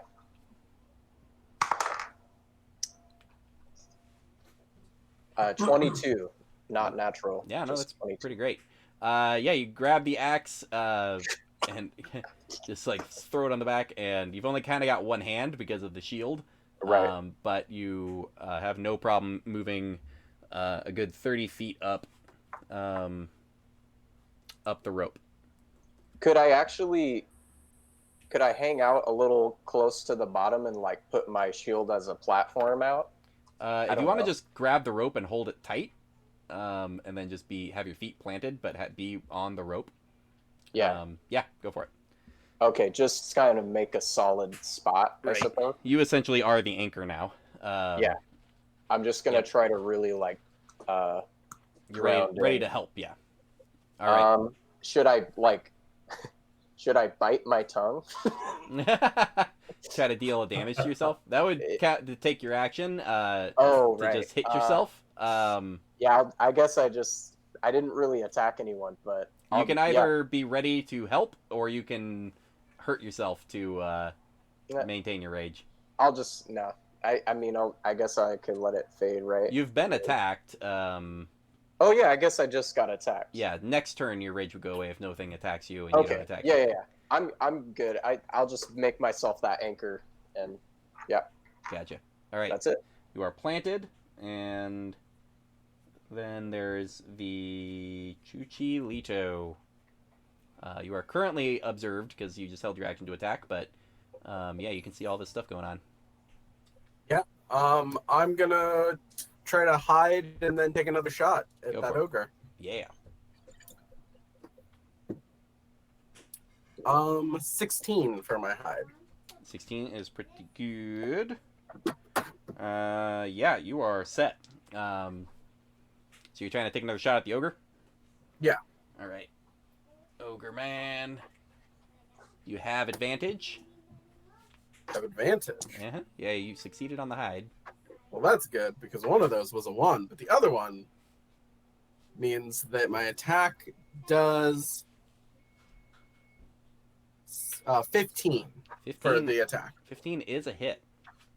Oh, thank God. So Oh, sneak attack damage. Nice. That is 17. Nice. Told you I rolled very bad last time. Yeah.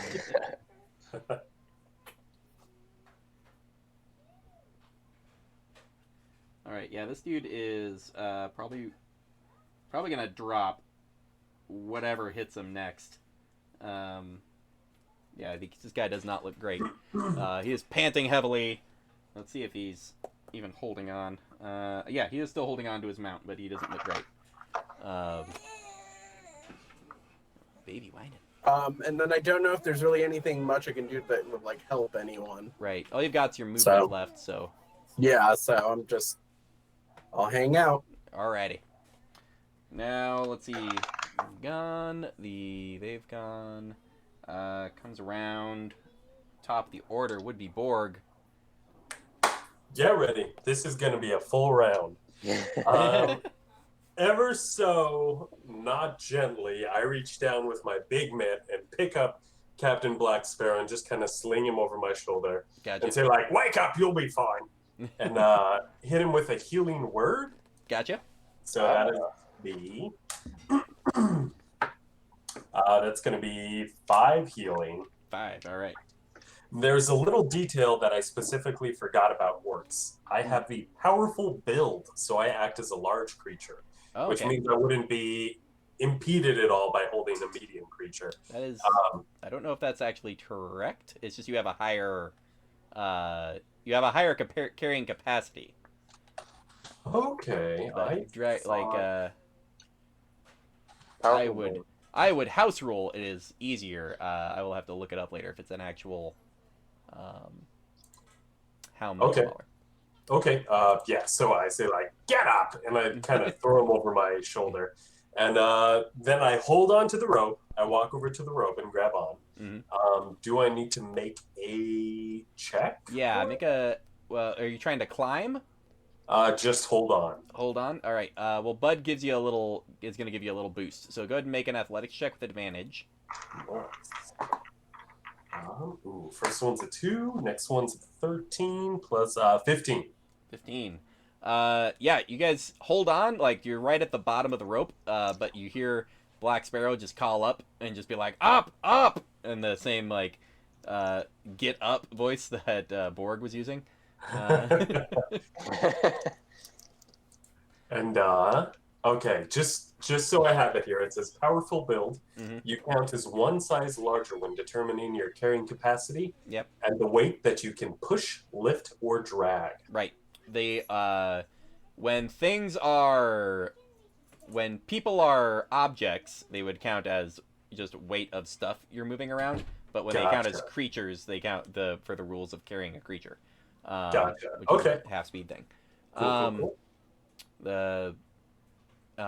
From experience, the difference between holding a 20-pound sack and holding a 20-pound toddler. Fair point. Yeah, different kinds of holding. Right. And then, if I may, while holding on, Mhm. I want to see if I can sacred flame the orc. I would say you've used your action getting Black Sparrow in a position over your shoulder. But yeah, it might be a moot point here as it gets to Sparrow's turn and he coughs out the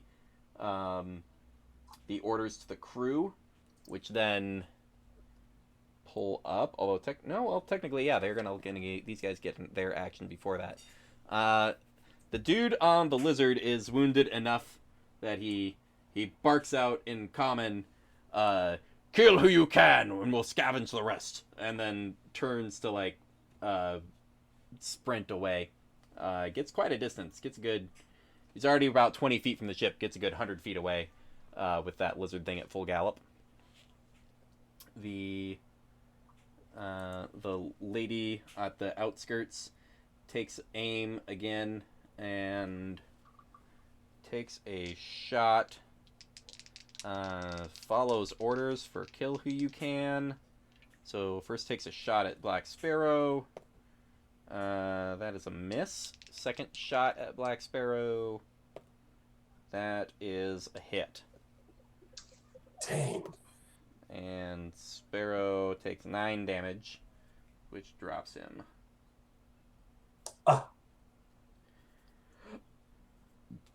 So Sparrow is dead on the back of Borg. Let's have Borg give me let's see.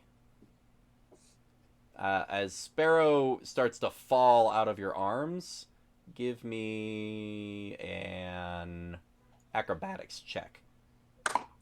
My specialty. Ooh! 18 minus 1, 17. 17's enough. You managed with sort of your offhand, which I think might have a shield on it.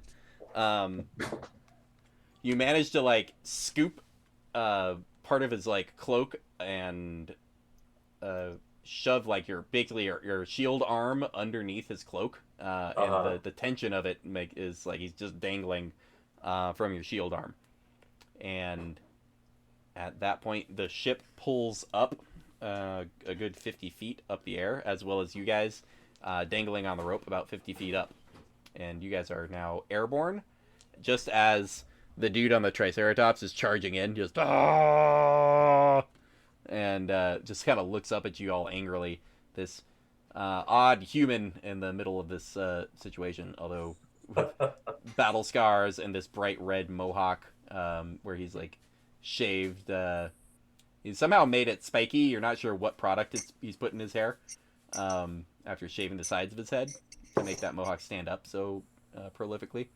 But just bright red hair, patchwork bone and plate armor on apparently the slowest mount of the group, and trailed behind quite a bit.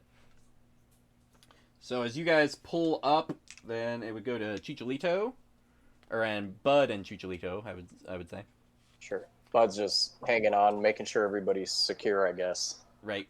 Getting the ropes wrapped so that people can be pulled up. Yeah. Gotcha. Chicholito? Yeah, I mean, that doesn't really... I'd take another shot at whoever's on the ground, but it seems like we basically got out of there, right? Yeah, like, no one else can fly. The ship is about 100 feet up. There is the one lady who has a longbow and is taking shots from the back of that raptor. Oh, okay, I'll return a shot at her. I'll try to hide and then shoot at her. Yeah, go for your stealth check. 15 for the stealth check. 15. All right, so you hide and then pop out to make your shot. Your shot is at disadvantage, and you didn't do well enough on the stealth to get the advantage to balance it out. So it's just disadvantage shot with the short bow. Okay, that is 14. 14 is a miss. Arrow just barely goes wide. It's not a hit, so it doesn't trigger that other thing. So, yep, hits the dirt next to her. Make a perception check for me. 16. 16.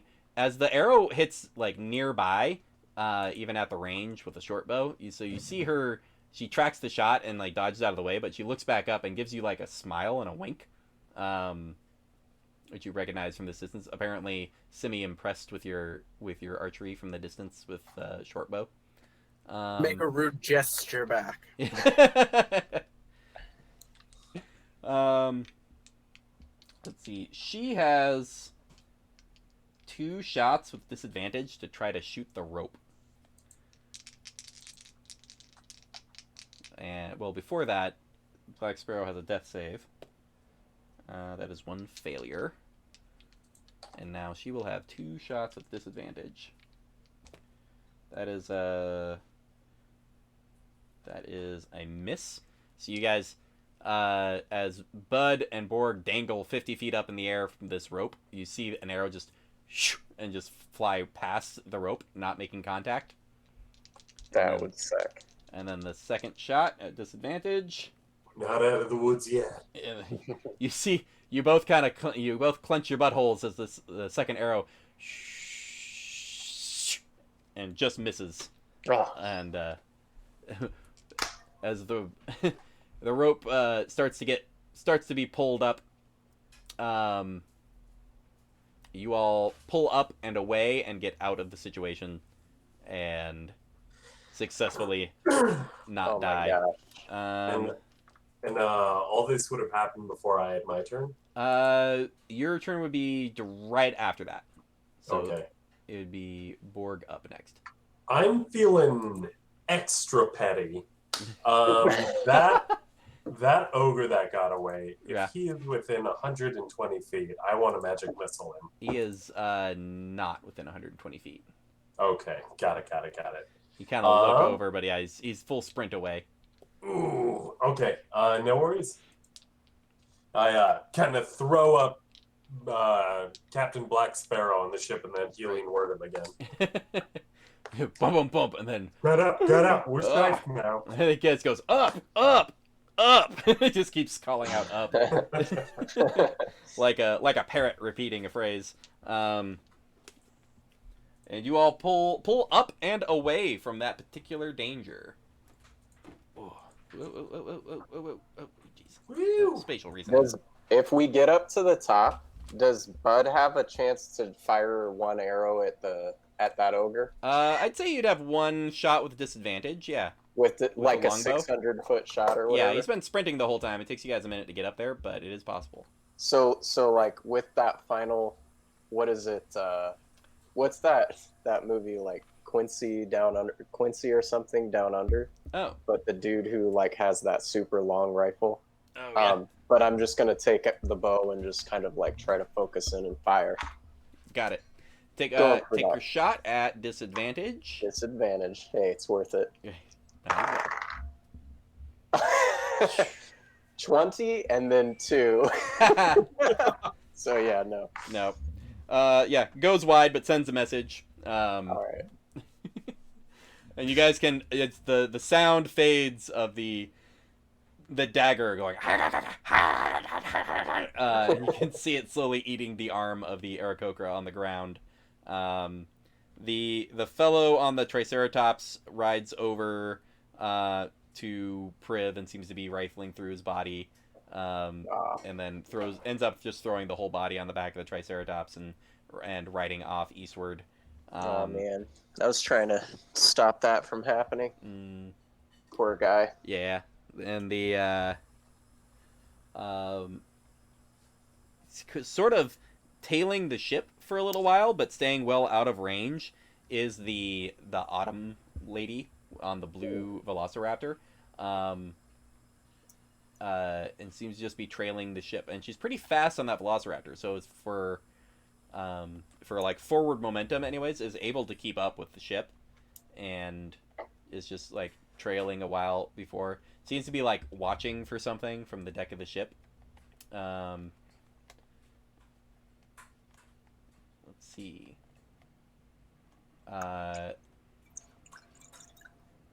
Chucholito, I would say make a perception check. 14. 14. You're kind of on the back of that ship over there, and you are keeping an eye on her as she trails the ship. Seems like while she's writing, she seems to be actually like seems to write something weirdly. Looks like it must be incredibly difficult. But after a while of trailing the ship and writing something, she kind of like ties a note to an arrow and takes a shot at the ship from a pretty extreme range. But manages to just enough to hit the ship. So you see this arrow fly in, and it's not like at anyone in particular. The arrow just basically lands at the top of the ship. So you see this arrow just like into the deck of the ship, and then she. I assume I can peels reach off. it. Oh yeah, you can get to it. Okay, yeah. I'll walk over and read what she has to say. Mm-hmm. There's a note that says, "To the cute and capable goblin that nearly made me defend myself. Good on you, and if you ever need a home or a family, you can come find us." And then you see her just like She just riding eastward. propositioned you. I jump off the ship. 200 feet up, just We're there. uncanny dodge the ground. Forget, but yeah. I have a lot of HP. Yeah.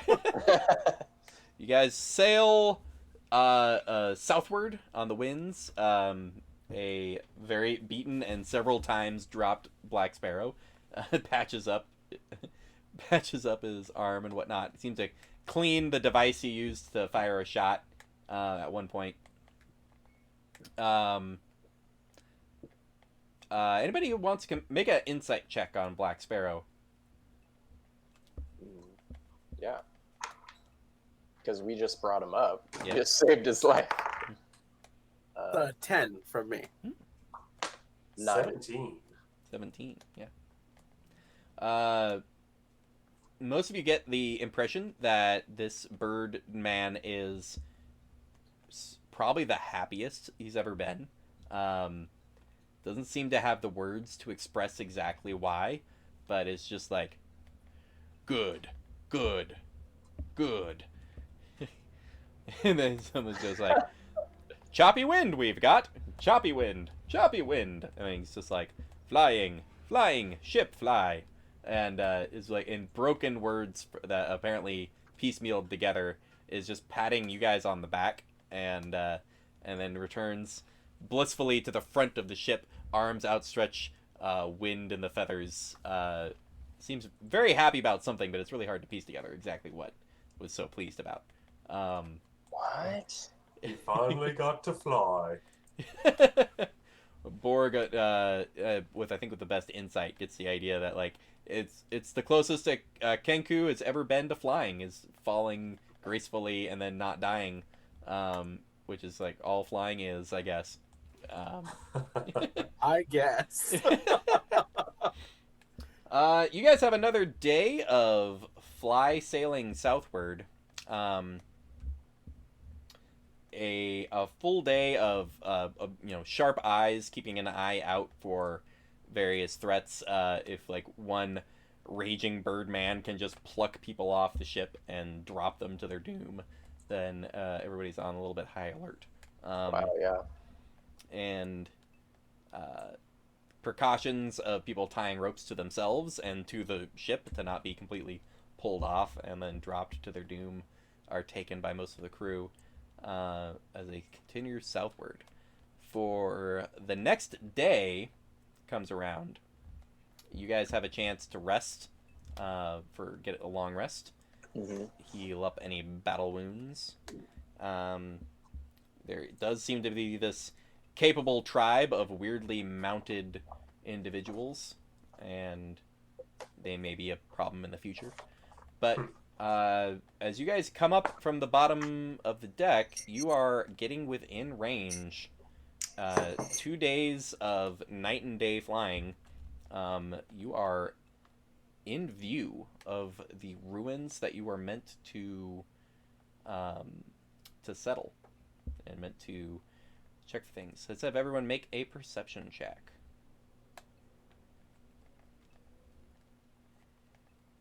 There's my rolls again. 5. 7. 9. You see what seems to just be a ruined old city. Broken buildings. But there do seem to be individuals moving around within the city. And so it does seem to be occupied. But humanoids can often be negotiated with and whatnot. As you approach, the goblin with the parrot on the shoulder kind of walks up and is just like, "That's our destination there." "Oh no, Well, What? hmm. Oh no, what? What's the matter? Well, we're just in for a fight. I assume they'll want to protect their riches, so saddle up, boys. Oh, I say we take another day to prepare and maybe move the ballista both onto one side of the ship. Get everyone geared up, healed up, rested, and ready to fight. yeah. Sounds like a good We idea. don't know that they're looking for a fight. Who knows how long they've lived here? None of us have been here. As the guy leans down and picks up one of the ballista bolts and just uses his hook hand to check the edge on the tip. He goes, "Never seen giants that like to talk, but it's possible." Smooths out the edge of the tip and You make an interesting point. sets up. Giants are one way to die. That's for sure. They could probably throw a big rock at you, and if you were really small or something, I bet you would die.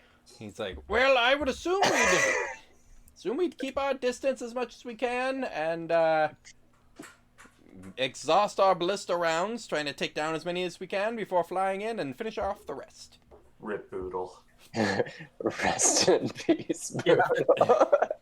Yeah, Oh, sounds good. Boodle. Oh man, Gotta love Boodle. past campaign reference of a gnome sorcerer being smashed by giants. That does still seem cruel somehow. I mean, call me crazy. Well, when the rock, I just imagine getting a rock thrown at you, and you don't have. I mean, you're a gnome. What Yeah. do you? Anyway, yeah. Let's keep Grab our on and hope you can keep the momentum and roll off into the distance. Uncanny dodge. Right? Uncanny ride boulder. All right. The main crew folk come over to you all and are like, "How would you like to proceed? I think this is your destination as well. So, what are you hoping to accomplish here? Have a plan of attack?" We haven't really thought it through that far. We didn't know there were giants. We didn't know. We didn't expect Definitely fire. didn't know there was giants. We were told that. In fact, I think we were told that maybe there was some kind of evil humanoids worshipping the betrayer god. Maybe some goblinoids. No offense to anyone here that might have been here and settled. Also worshipping the betrayer god. But nothing about giants. Well, these could be worshipping betrayer gods, giants. And as such, they need to be purged. You, Borg, standing atop this ship in your gleaming armor, make a wisdom saving throw for me.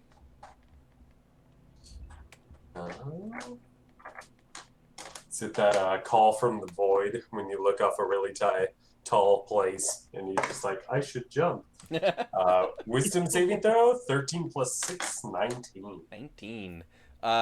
You can sense a magical influence coming towards you, but you immediately get a sense of it's not harmful in any way, and you can simply allow it to. It's essentially a message coming into you, and in your mind, you just hear a. What have you come to violate our space for? We bear you no ill will. If you have something you wish to speak of, land south of the city and approach. Was it in common? It was in common. All right, gents. I got a message just now. Someone had spoken to my mind. They told us to land to the south of the city, and if we weren't bearing any ill will, and they would come talk to us. Well, What do you guys feel about that? I certainly don't bear ill will toward them. I other than mean, the it fact that never we're hurts to supposed talk. I really have only a minimal interest in whatever riches might be found in these ruins. I feel like They're probably more hassle than they're worth. Especially since clearly people are already here. I have to imagine they've been picked through.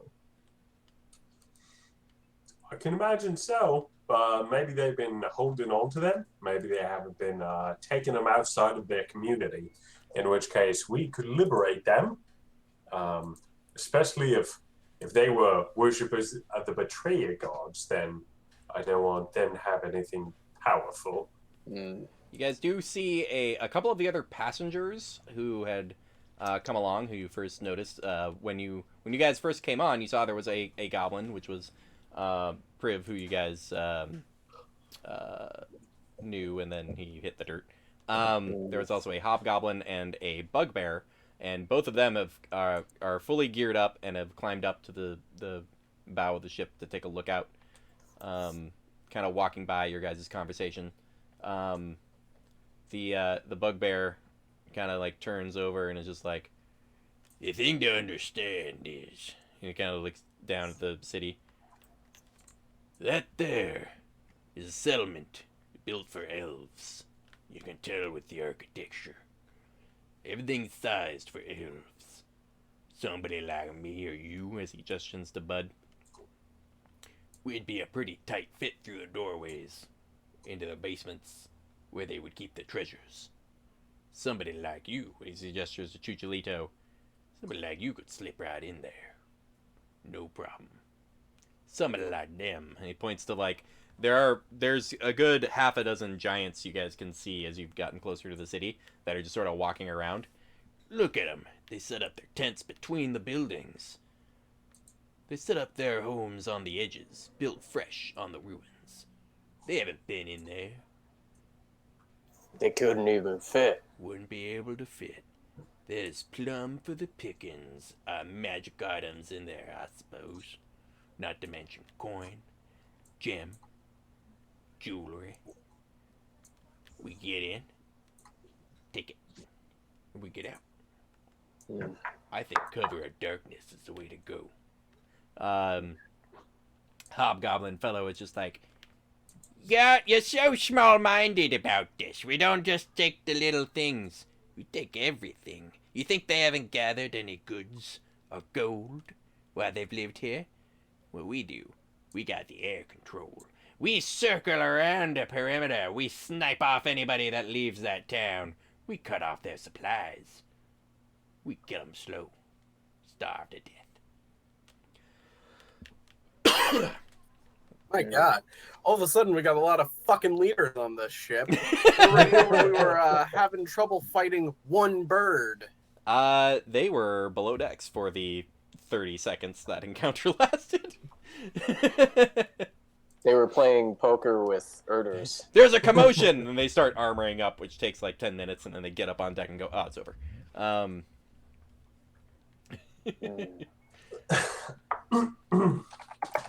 Maybe we could talk to them and make a trade. Like we have Chuchi go in the crevices, the goblins. We come out with some gold. They let us live. We let them live. They get some gold. We ask them to leave when the settlers come to town. Just seems a little unlikely, but it's possible. The other bugbear is like Chan's. He's like, now that's not bad. You send in a delegation to their leader if they've offered a peaceful resolution. You act like you're taking it. You keep them occupied as long as you can. The smaller, sneakier folk, we get in. We get what we can, and we get out. Probably a real solid payday. Don't just point of order. Do we remember that our job is to clear the whole area? This place is meant to be settled by people from the dynasty. So I mean, these guys don't care, but we have to get rid of all these giants, essentially. These guys are like just looking for gold, and we're like have a job to do this. Oh my gosh. Yeah, the rest of the crew seems to just be like treasure hunter type. So they all seem to be the rest of the crew that is immediately around is just like, yeah, I say you guys, you go make that distraction. We'll go get what we can. We're pretty sneaky. Set it up. Set that meeting up for evening. We get into the darkness. We gather what we can. Turns over to Chucholito, one of the crewmates, is like, You, like, as far as I could tell, disappeared a couple times in that last battle. You'd be real handy for the sneaking around stuff. Well, I can't argue with you there. I am incredibly skilled. I think. But I do think that talking to these giants and at least getting an idea of what's going on wouldn't be terrible. If we also at the same time want to sneak a delegation of us to sneak, then I mean I guess I see that plan could work. Yeah.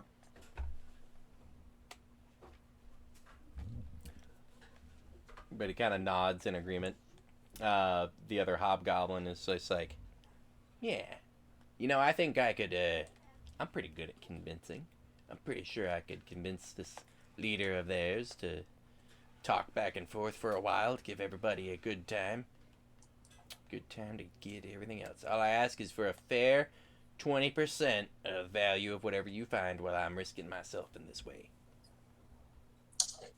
Can I insight this guy to see if he thinks he's as good as he says he is? Oh, yeah, go for it. Because if this is just like some dude. 16. 16? 10 plus 6. You can't tell, which is impressive. All right. I think we'd be able to do that. Maybe set up an evening meeting with these folks. You and Chuchi sneak in. My only worry is that if something does happen, we're not going to be there to help you. Well, as you know, I've been lucky in the past overextending, so no reason to believe lightning won't strike twice, right? Chuchulito has no reason to believe he couldn't accomplish this. That's true. I trust your skills, Chuchi. Oh no. Well, the delayed death of Chuchulito. Who knows? It might go well. What would you guys like to do? You're setting up apparently a delegation on one side that will meet with the leader and try to basically cause a distraction, or at least a hold off while the crew raids whatever they can out of the buildings. Or even a successful diplomacy. It might work. They'll leave and everybody doesn't fight. I mean, in a perfect world, yeah. Mm-hmm. Yeah, we should plan on things going wrong, but let's try it. All right. So, about a half hour later, Borg, you get another message in your mind, and it goes, "You may respond to this message. Who among you would like to join me for dinner this evening to discuss whatever relationship you have come to establish with our people?"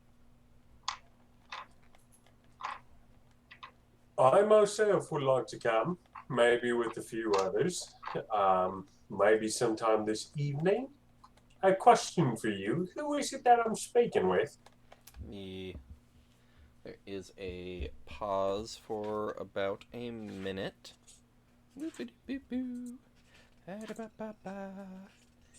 Borg, you're not talking to anyone. You're imagining this. Oh my god. Where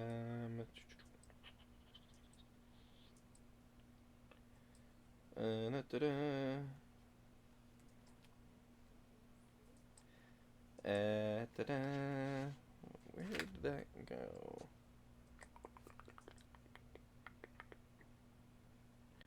The message returns to you about a minute later, and the voice in your head says, "Our leader is known as Romulus, and I am just simply known as his seer. If you come join us, it will be the two of us and merely one of his guard in place. Follow the smoke signal to our location. Our people will be informed not to assault you." Can I insight check a message sent to my head? Sure, go for it. I mean, so many. That's 17 plus 6. I'm rolling like gangbusters. Oh, that's nice. 23. 23. Almost immediately after that, you see a smoke signal start to rise up from the sort of the southeastern side of the city, which also, as you now look at it, looks like a horizon-back turtle shell that is set up on top of a few of the larger buildings to create like a rainproof dome at what looks like it was maybe once the top hill of the city. So it does seem like the leadership is setting up a smoke signal, wanting to set up some sort of diplomatic relations.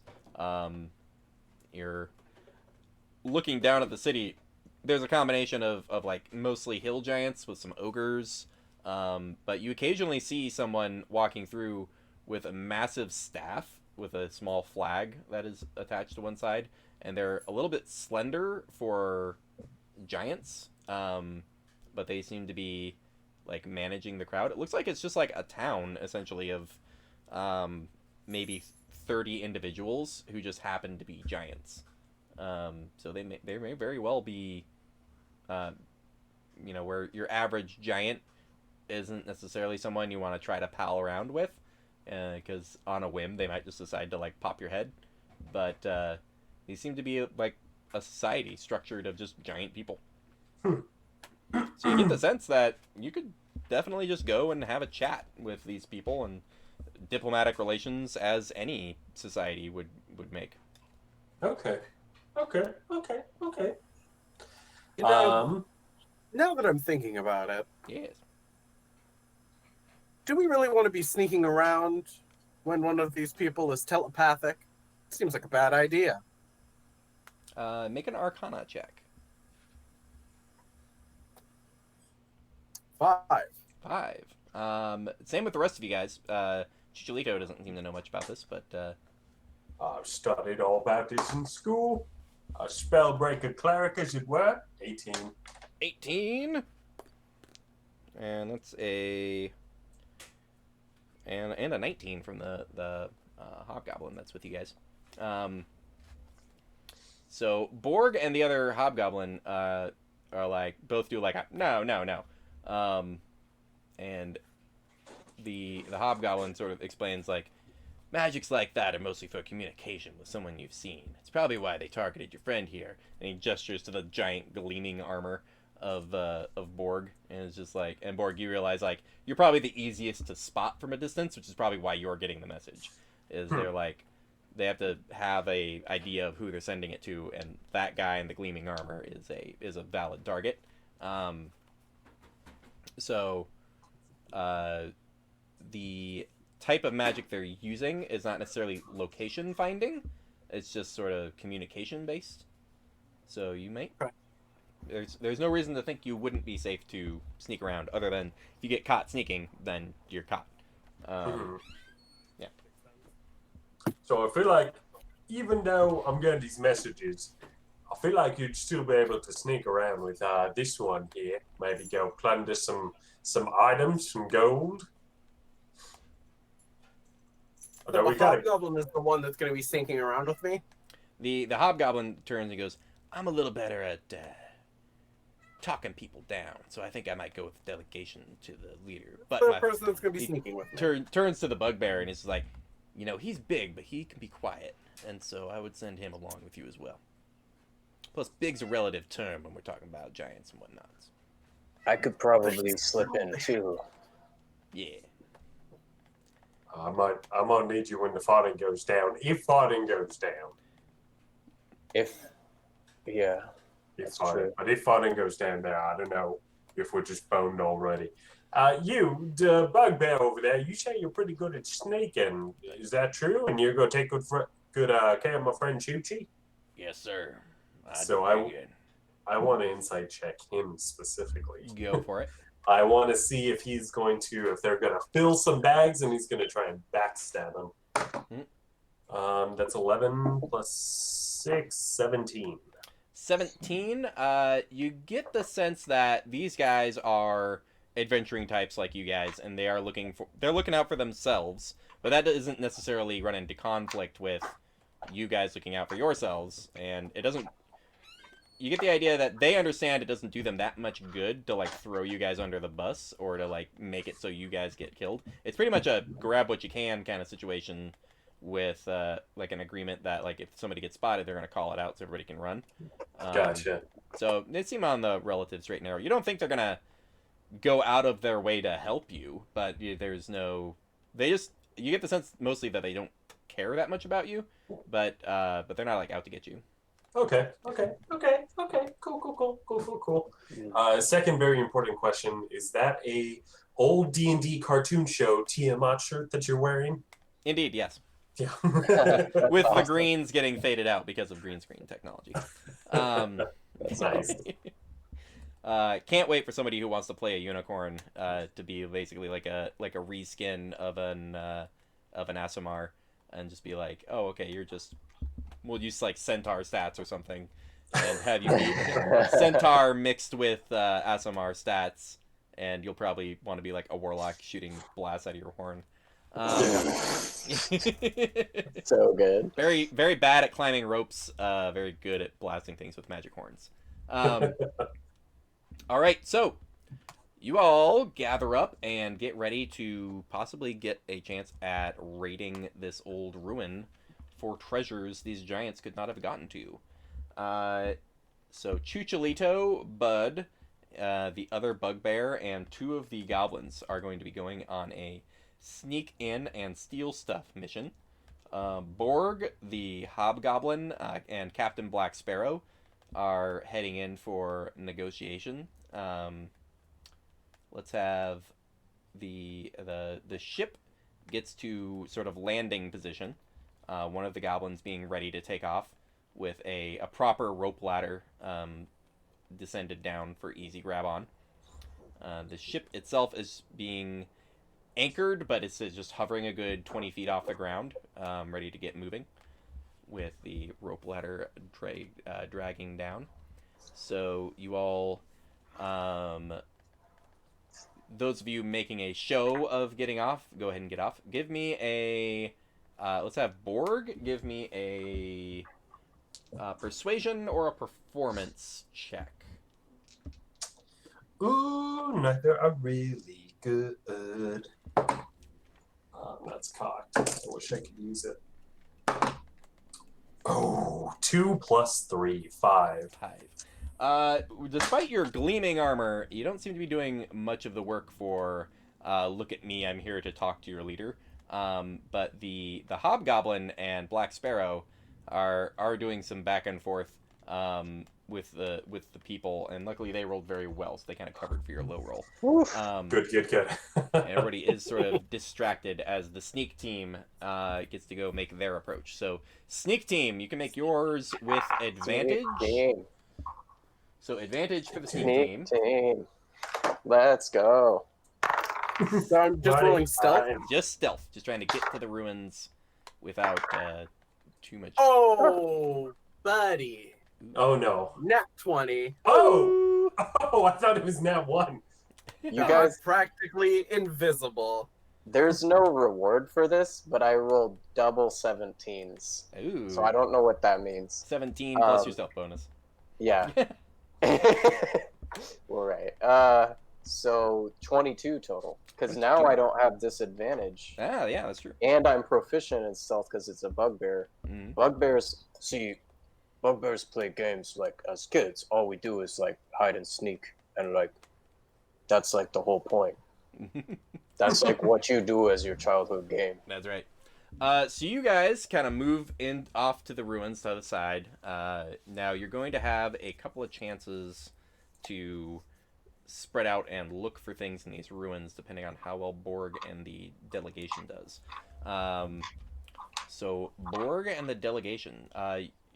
Borg, you arrive in what would be considered like a massive tent, but it is that position where it is the giant shell of the horizon-back tortoise set on top of these buildings, and patchwork leather and drapings have been set up to kind of seal it off from the outside, and it's relatively well adorned for like some giants that have thrown together some shelter.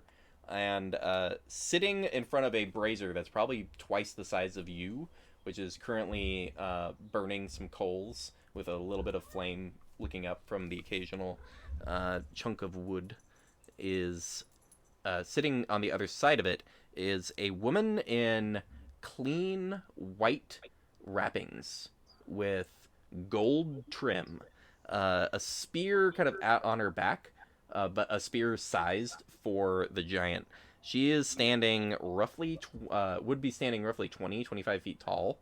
And her eyes are white, and her hair is a flowing cloud, but sort of a silver, silky cloud. And she sort of, as you enter, she just like raises a hand and gestures you to some very large seats that have been, the chairs of which have been broken, and like the legs broken off so that they'll sit flush on the ground so that you guys can actually sit in them. Nice. But let's have Borg give me a persuasion check.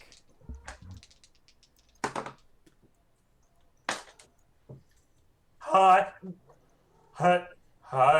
I'm Borg with a 6. 6.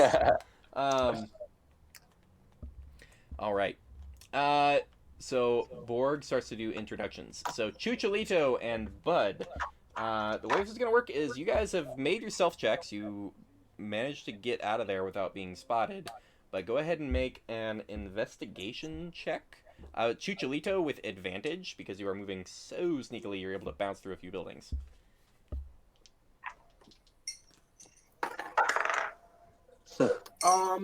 Investigation, that's 17. 17. That's Thank you for the 6. advantage. All right. So, Bud, we'll start with you. Roll a d12 for me. 12. 12. You go into one of the buildings. Several of them are pretty collapsed, but you manage to find one with an intact enough doorway for you to get through.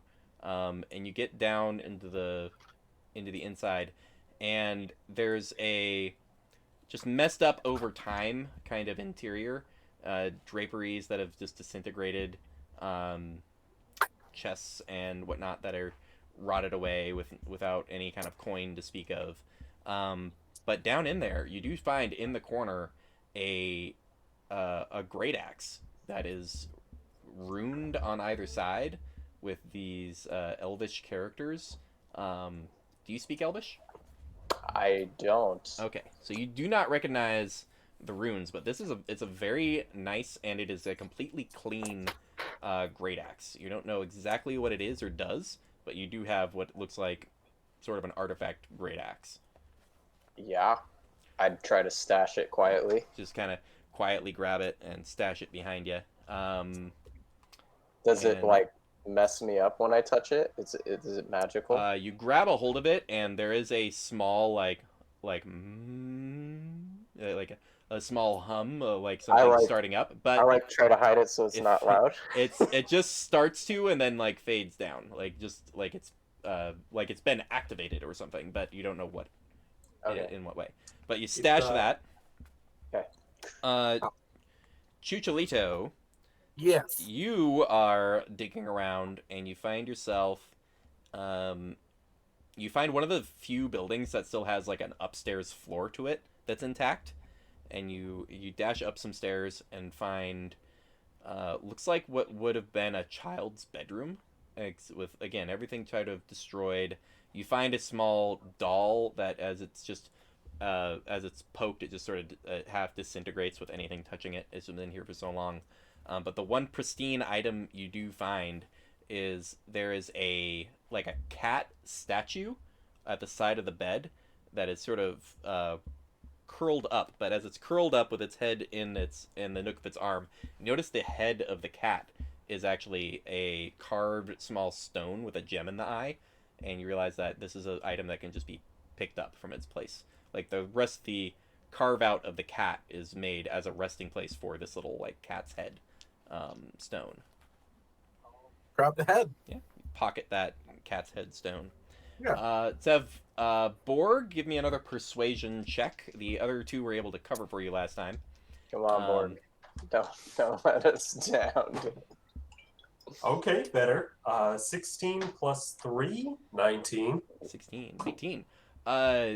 Yes, the lady, you guys sit, the delegation sits near the brazier, and she takes a handful of what almost looks like gem dust and throws it on, and all the places that the dust hits start to spark and flame up in green and blue and purple and all these different colors, and she looks at the flames, and it's just like, welcome.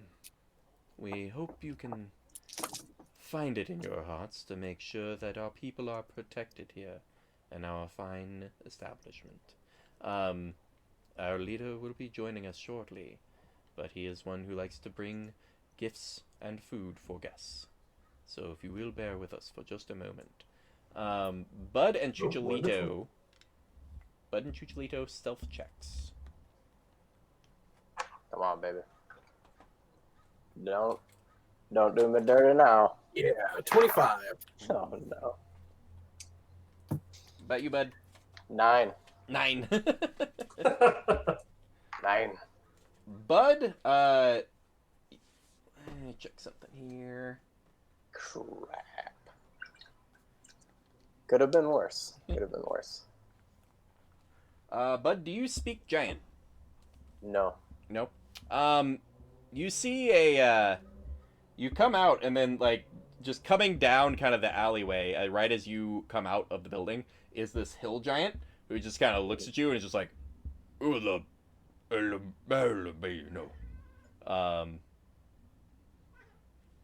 And I just, as best as I can, I just repeat "Ula, bala, bala, bino." you just repeat that. Give me a. But I sort of point at him and Right. slightly angry. I go "bala, bala, bino." make an intimidation check. I would say with disadvantage because Well, he's not speaking his gibberish back at him. Yeah. Is it just intimidation? Yeah. 10. 10. Oh, okay. Yeah, 10 total.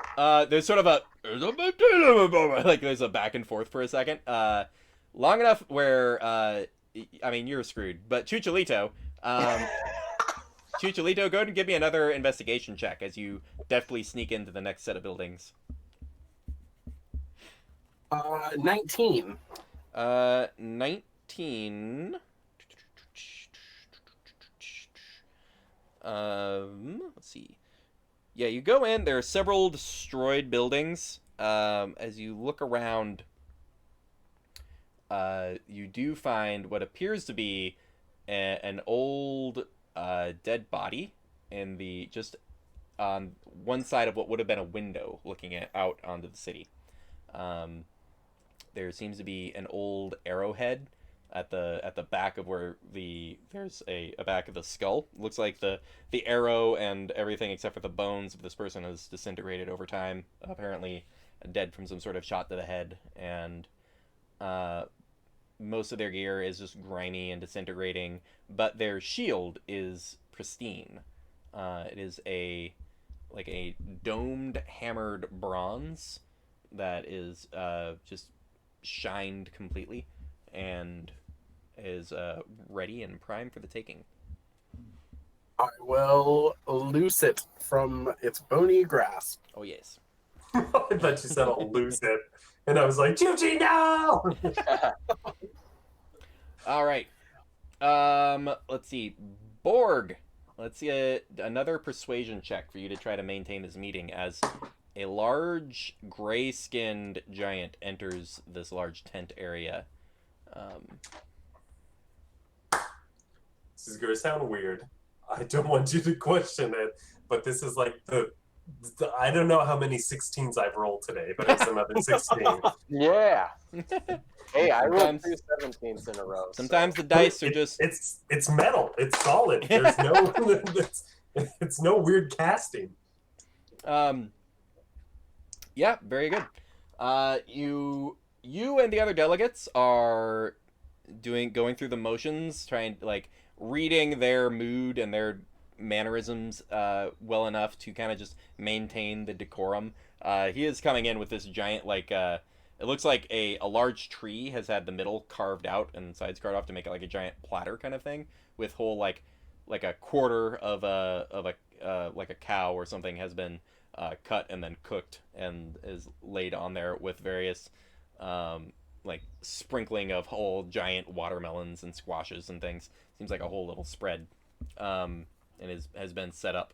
The gray one sits and do you speak Giant? I don't. And Giant is just like, and the woman with the cloud hair is like, do you speak our tongue? To speaking to Borg. I don't. Unfortunately, it sounds graceful and wonderful. What did he say? He said, welcome and proper greetings. It's hard to translate a bit, but... So what does he look like? This is like a lady with crazy cloud hair. So there's the lady with super cloud hair, and then this guy is more just gray-skinned. You'd almost say it looks like a little bit gaunt with the cheek coming in, but then you realize it's just the bone structure of their people. It's not that he's actually like malnourished or anything. And you see he has muscles the size of most of you, like, you know, in his arms and whatnot, and he has just a straight up like tree trunk that has had the base carved down a little bit to make it a club, but that club looks like it could take out a building. Gotcha. Massive dude, no shoes or anything, and very, very basic coverings for like the groin and chest area. Where this, like the other one, the seer, seems like she is well adorned with ancient style of clothing. This is just someone who's thrown some leathers on and is apparently regarded as the leader. Gotcha. And sits down and is like, turns and says something to her. She turns back to you. My leader is wondering what your people can offer for peace between yours and ours. I kind of motion towards the hobgoblin and is like, well, as we can attest, we offer you economic prosperity. We're thinking of coming over and maybe joining your community, and it would be the best of both worlds, the giants intermingling with the orcs and the goblins. Think about all the little tasks that maybe your hands are too big to do. We would be able to join and usher in a new era for the world. There are some nods from the delegation. Bud, give me some kind of charisma check. Oh gosh. Up to you how you want to try to execute this. Okay. I like how you just said it back to him, but louder and angrier. So Bud is just gonna say, okay. Bud is gonna like kind of just make sure he's not armed, and he's just gonna like see if there's a nearby platform, and then he's gonna stick his elbow on to like do an arm wrestle just with this. And he's just like points at him and like that, and then yeah, I guess I'll roll my charisma. Roll a persuasion check. Persuasion.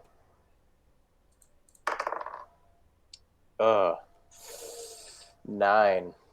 9. 9 again. I would say roll with advantage, as you are proposing a strength contest. Yeah. Yeah. So yeah, with advantage. Oh hey, let's give it another shot. Okay, 15. 15. Yeah, you were trying to beat a 12. So this hill giant, sure enough, looks at you and is just like, Come on. and Come like on. gets down and is like, Yeah. So now make an athletics check. Yes. You may rage. Can I rage? Rage first if you'd like. Yes, I do. I go. Now, unfortunately, it was going to get advantage for its size over you in this kind of contest. Do I have powerful build though? Yeah, but he's huge. He's not just large. I'm large, and yeah. he would be huge. Right. If I count as okay. Right. So do you want to roll with advantage as well as he, or do you want it to be a straight roll? Let's do a straight roll. Straight roll. Okay. It's gonna roll, and you're gonna roll. All right, let's go. Yes. It's a 22 total. 22. You so you beat him by 15. Rolled very badly. You kind of just like twist your wrist and pull down, and it's just not ready for it. And he's like, and just his arm just hits the ground all the way, and he's just like, and he seems like stunned and confused about the situation, giving you kind of the opportunity to just walk away. I'll just kind of, as he's kind of just stunned, I just go, oh yeah, and I just walk back like I live here. Right, just with confidence, just walking away. Just... all right, that's awesome. Give me a stealth check after that. Like when I round the corner. Yeah, you round the corner and then. I'm just like holding my kind of just super cool hand Luke, and I just duck around the corner. All right, that is 18 total. 18 total. Chucholito, give me a stealth check as you attempt to get into some other rooms. Okay, I've had some good luck. Yeah. Let's keep that train a rolling. The most nat 20s I've ever rolled. Oh! Again? And you know what? I've been alternating between 2 D20s. All 3 of my nat 20s have been with one of them. Ooh. If I hadn't trained my dog to wig out on the air horn noise, then I would be like blaring it so much. Oh my gosh. Oh man. All right. So Bud and Chucholito, both of you can make another investigation check. Wow. Looking for relics in these ruins. I love that I just 16 for the investigation. 16? Yeah. Okay. 15 plus 1. Crap. Again, just really bad. 6. 6. All right. So for Bud, roll me a D12. Okay. 11. 11. Because last time I rolled a 12. That's Right. crazy. So Kind of lich. weirdly enough, as you go rifling through the various areas, you think of just like retrying kind of a similar location from last time, and you find another one of these great axes that has runes and is well adorned. I do. And so you just pocket. So you have a second of these ruined great axes, and then Chucholito is a 16. Yes. Roll a d6 for me. 4. 4. Oh god damn it. That's me as the DM. You find once again you're finding these like old dead bodies of people, and you see someone who died again at like what looks like an arrow slit. You're more at the edge of town, and you find this old dead skeleton. What looks like the remains of an old bow, except it's rotted and snapped at some point. So it's completely destroyed.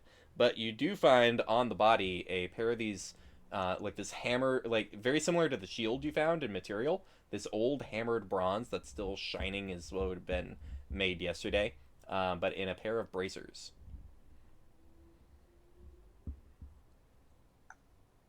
When we get the armor set bonus. Right. Let's go. A little bit of what's going on. Back to Borg.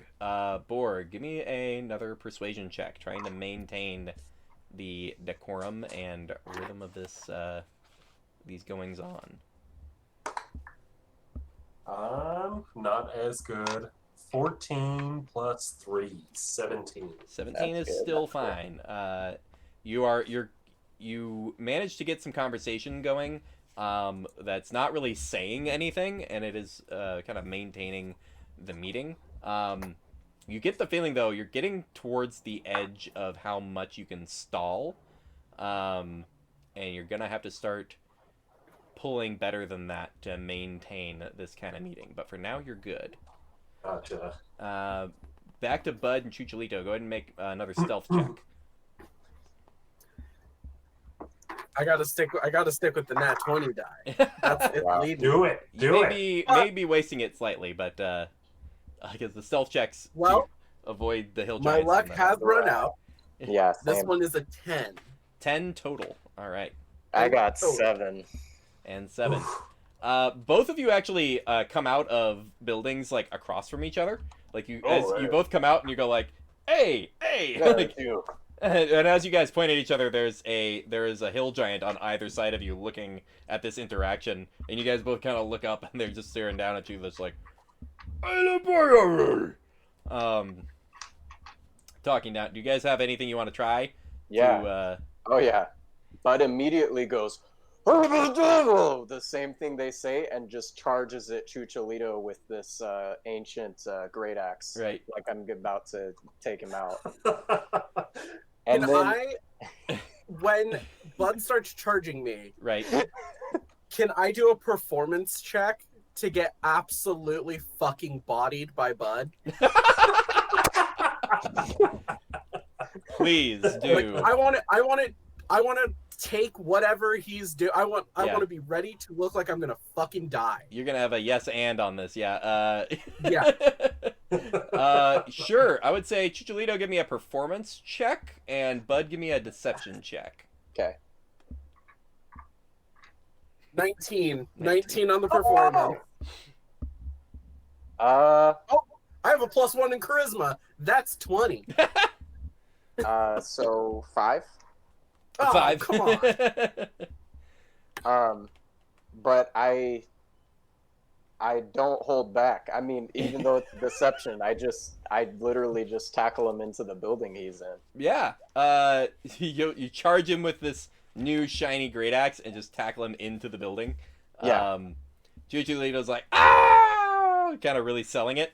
You guys find there is a window you could toss Chucholito out of, and Okay. Chucholito would be able to get away, and possibly raid another building. Yeah. I'll do that. Hubris. All right, I'll do that. you Just kind of toss him out. roll with Chucholito and just toss him out a window. Chucholito, give me one more stealth check. 15. 15. All right, and give me another investigation check. It's 14 for the investigation, but it like a Looney Tunes cartoon was on a 1 for so long before it like All right, roll me another d6. 2. 2. Yeah, you kind of. It seems like jig is up, and these giants are now yelling to get reinforcements. And you just quickly dart into just the next building. You find a pair of legs, like the bones, just sticking up out of some boots. If they, like somebody had their whole body disintegrated, and then but the legs remained and then fell over. But there is a pristine set of pair of boots. Are they very shiny bronze boots? They're leather worked boots, but they have a the tightening system is a pair of bronze like clips that kind of clip together. So it does have that bronze motif still. So you pick up that pair of boots, snatch those out of and shake out the foot bones. And then hearing the giants, I will try to escape. Right. So Borg, you hear some cries from out in the city, just in the distance, things yelling for something. You could try a deception check if you would like to maintain the meeting. My God, I'm not confident in that. Do it. What? Let's try. Yeah. There's one more thing that was very important that I talked to you about. Immortality. I need to call you about the Laxon. The ability to die and be reborn. born. That was cocked. That's just a straight 12. 12. You kind of like the seer's just like, why are we speaking? And like looks to the one in charge is like, huh? Here's something that's up and goes, I know money, no. And the cloud giant is just like, do you have people sneaking around our city stealing our artifacts? What? No! How dare you? Not to my knowledge, we were the only ones who came here. The This is the captain of the ship. Captain Black Sparrow goes, Captain of the ship, my knowledge, and like reaches into his belt and like pulls this like flask and just smashes it on the ground, and a big plume of smoke just and like fills the whole area, obscuring everybody's vision. You hear him and the hobgoblin just run for it, just Oh, I cheese it! I cheese and it! cheesing it. Oh, I love All it. right, Bud and Chucholito, you guys can try to sneak out of the city. You can either try to make one more pass through a building at disadvantage, or just take your straight stealth check to get out. Sounds super risky. Would the disadvantage be a disadvantage stealth check? Disadvantage stealth check, yes. I'll do it. All right, Chucholito's going for the disadvantage stealth check to try to get one more house. What do Big you money, think? no whammies. I've been sucking on my rolls, so I'm just like, I'm gonna go for it. Because All right. Roll a 15 you know and a what? 17. Because Borg just went for it and Oh. Chooch just went for it. What's the point of rolling dice if you're not gonna roll the Right, dice? yeah. So it's a 22. Woo, yeah. All right, here we go.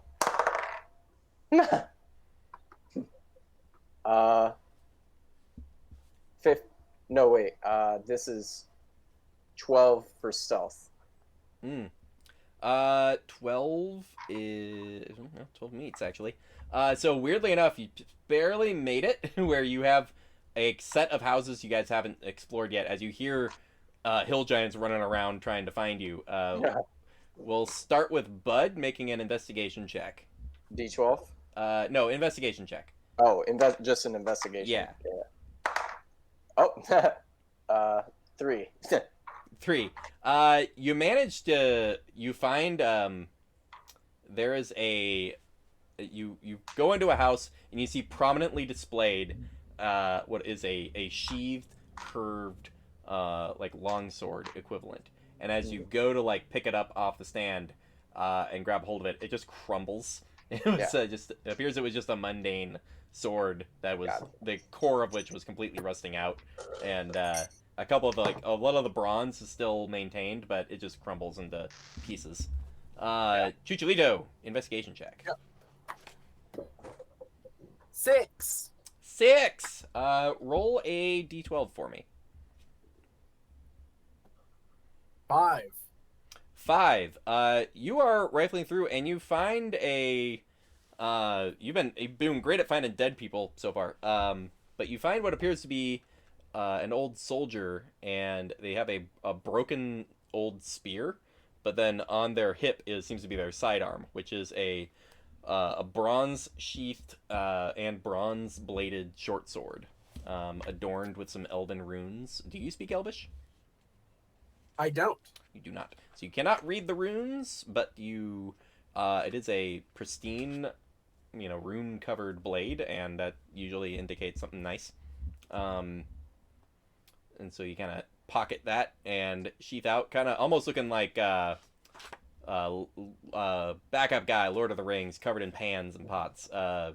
Samwise Gamgee. You look like Samwise Gamgee a little bit, except for like arms and armor, kind of piled on your back. I love it. Didn't find anything. Curious about this cat head. Didn't find anything for me. Well, a short sword could be used. That would be like a long sword. You got a shield and whatnot. I don't know. Well, you don't use shields, but you have it. All I right. have it. So I'm gonna say just to wrap things up, you guys, all 3 of you make dexterity saving throws. Okay. Ooh. My Yikes. specialty. Oh wait, that's an 8, not a 3. Okay. I mean, not great, but better than 3. 11. 11. 10.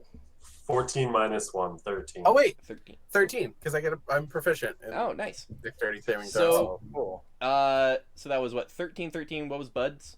10. 10.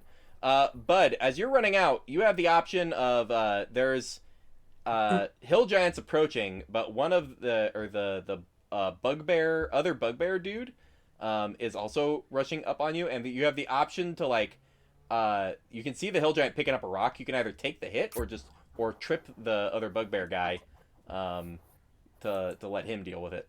Oh. I just say, look out. Do I have my shield with me? Yeah. I'll just pull that out and try to hopefully. I just hope to take it. Yeah. All right. So a rain of Big rock. boulders. I've died. Somebody's died from this before. Rip Boodle. So 25 hits. Okay. So that's gonna be Yeah, it does. 41 bludgeoning damage. Oh my god. What? How's Bud doing? I'm. Are you still up? I'm You're not standing. Well, I took the full hit, Yeah. so I'm like barely standing. Right. These two rocks managed to clip you, and as you spin and like kind of keep running after being hurt pretty bad. The other bugbear sees that you could have tripped him and didn't, and he's like, he kind of grabs your belt and helps lift and push you, and is like, "Let's go!" and just starts running. Chicholito and Borg managed to dodge the initial set of attacks. Chicholito and Bud need one more check. Borg is gonna need 2 more checks because he's in the deeper area. Dexterity. Dexterity saving throw. Come on. Fuck. Oh, thank goodness. 14 this time. 14. 8. I got an 8 and a 14. And 8. Oh, are you? Wait, what? Are you disadvantaged? Oh, you're You doing said both I had to checks. roll twice. Yeah. I was just doing one at a time. So 8 sorry as well. about So Borg, you have the option to trip either the Hobgoblin or Captain Black Sparrow to move out of range of one of these 2 boulders that are coming at you, or you can just try to take both of them. Oh my gosh. Shit. So I can either trip them or move out of the way. You can trip one of them to take one so that they will take one of the hits, or you can just take both hits. I think both hits would kill me after hearing that. Holy cow. Yeah. There are these massive rocks being picked up and hurled at you. I mean, he got hit by 1 and it was like 50 damage. He got hit by 2, but He got hit by 2? yeah, he got hit by 2. But you Still. can trip one of these guys to take one of the other attacks, or you can just take both. No. Lawful good. I'm taking both. All right. Oh my gosh. So that is Come that's an 11 to hit, and a Missed. and a 14 to hit. Oh, both miss. Both miss. So these 2 rocks clang off of your armor as you run through. You and your other 2 making a run for it. And then Chicholito. What did you have on yours? 8? 8. Big 8. Rolled a 3. Big ol' 8. Oh. Similar thing. You see the other 2 goblins that came in, 2 of the ship's crew. You could trip one or both of them to take hits Not for the happening. rocks. Not happening. All right. I'm incredibly tough. Rocks I'm coming ready. in. I'll take every rock to the face. Oh no! Don't say that. So that's an 18 and a 24. Okay, they do both hit me. All right. Oh, crap. So it's gonna be 21 damage for the first rock, and then another 21 damage on the second rock. So that's Jeez. 42 Oh, no. damage. I'm at 8. 8. Can you Boom. use any of your Boom. rogue stuff to like reduce that damage? Do you have an Um, uncanny dodge yet, or is that 6th level? I think I don't think I do. No. that might be a 6th level ability. Yeah, I don't have it. Gotcha. Oh wait, no, I do have uncanny dodge. Oh, okay. You Yeah, can that reduce should- one of those. So Yeah, you'd be I'll at do that. 18 instead. Yeah. All right. So you and Bud and the others who didn't trip are now making a break for the airship, and then Borg, your final dodging of where they're. What was your Come on, last Borg. dexterity saving throw as these things lob rocks? You attacked me with the one that I rolled an 8 on, and the second one was 14. 14. Okay. So another barrage of boulders and debris. You see them flying in, and you manage to like duck off into a different alleyway, and so they all just barrage the ground where you didn't go. So you managed to dodge that and get to the entrance to the city. And Chucholito and Bud, give me athletics checks to just get up the rope ladder as quick as you can. Oh, thank God. I'm also an expert, weirdly, in athletics, so that's 21. 21. All right. Scrambling right up. I only got a 9. 9. All right. You're not moving up too fast, but you get a little bit up the rope ladder before Borg gets there. And Borg, give me the athletics check. I'm your guide myself. I forgot I do that this whole thing. Oh yeah, you should have been doing that. Here we go. I can climb. I can do it. You're big enough, strong enough. 17 plus 2. Not bad. 21. Nice. You and Bud get up on top as well as the rest of the group as the ship starts to take off. Nice.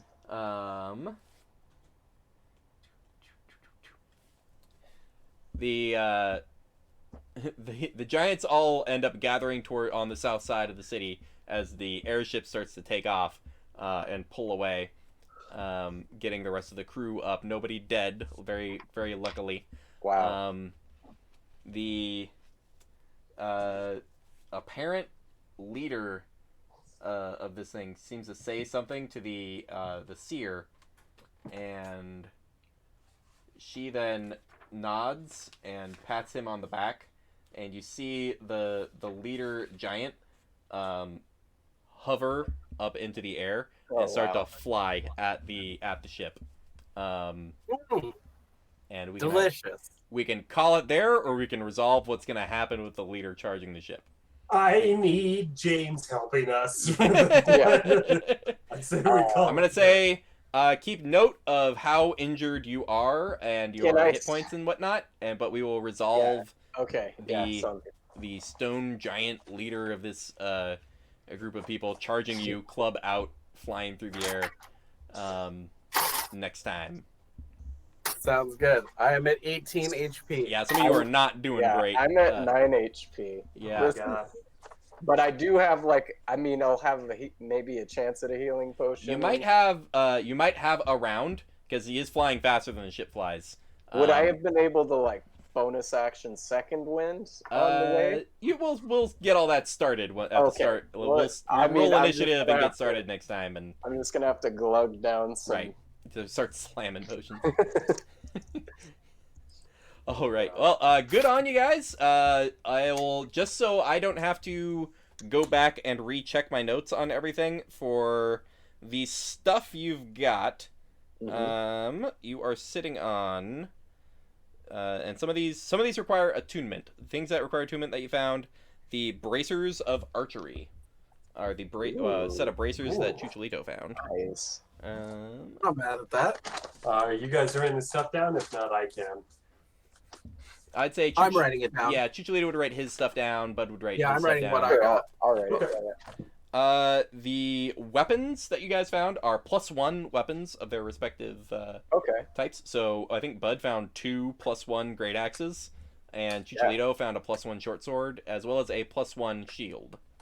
None of that requires attunement. And I need to go double check, but the cat head that you found is a stone of good luck. Ooh. Which I will have to check if that's a proficiency thing or not. If it's not a proficiency thing, you will begin immediately gaining +1 to kind of everything. It's one of those things that adds 1 to everything you do, basically. Damn. I also got the leather boots with the bronze clip. Yes, those are boots of spring and stride, which give bonuses to spring and stride. Boots of Spring and Stride. What that shield do? Is anyone going to use that shield? No. It's just a +1 shield. Do you need it? Oh, yeah, that would be great. You guys will have a round to like, I found this thing, and like kind of like toss each other Take stuff this. you found. Sounds good. I imagine also, depending on if, well, no, Erders does better damage with a one-handed weapon than he does with a two-handed weapon, so he'll probably stick to whatever one-handed thing he's got when you guys get going. Oh wait, he has a +1 sword anyway, so he's kind of ready to go. But yeah, we will see how you all do in conclusion with the flying stone giant coming at you. And You love a flying giant. I love a flying giant. You gotta love a flying giant. There's something about a quadruple-sized Superman just like. I love when the sky giants were like flying toward us in our other campaign, and you just see like hundrds of little things getting huge as they near you. Yeah, that was the best. Fly past a cloud giant metropolis and just like, we're not investigating this. We're leaving, and it's like they're chasing you. It's just like that little giant's just getting bigger and bigger as he comes toward us. Oh man. Well, good times, guys. You all great. rolled well on your skill challenges to get a couple of good raids in. I had basically a chart of things you could find, and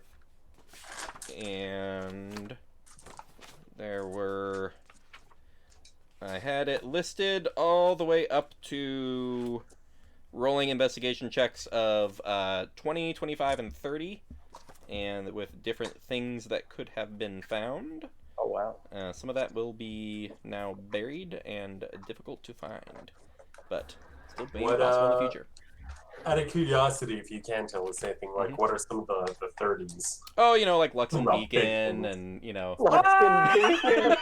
We have to go back! Oh my god. I need to dig! Hey, we tried. We went for that. We gambled everything on that. We right? did, really. All of us did. I feel like we got out by the skin of our teeth. And now we have to fight a flying giant. At very injured HP levels, so hopefully you guys will make it. Yeah, I feel like we, as a group of players, it's gotten really dangerous for us because we got away with shoving an entire deck of things down a fallen god's mouth. Yeah, I mean, and we didn't all die immediately. Right. So now it's like, I'll go for that super long shot. You guys were somehow able to draw an entire deck of many things and not lose a character, other than Dylan's character changing alignments.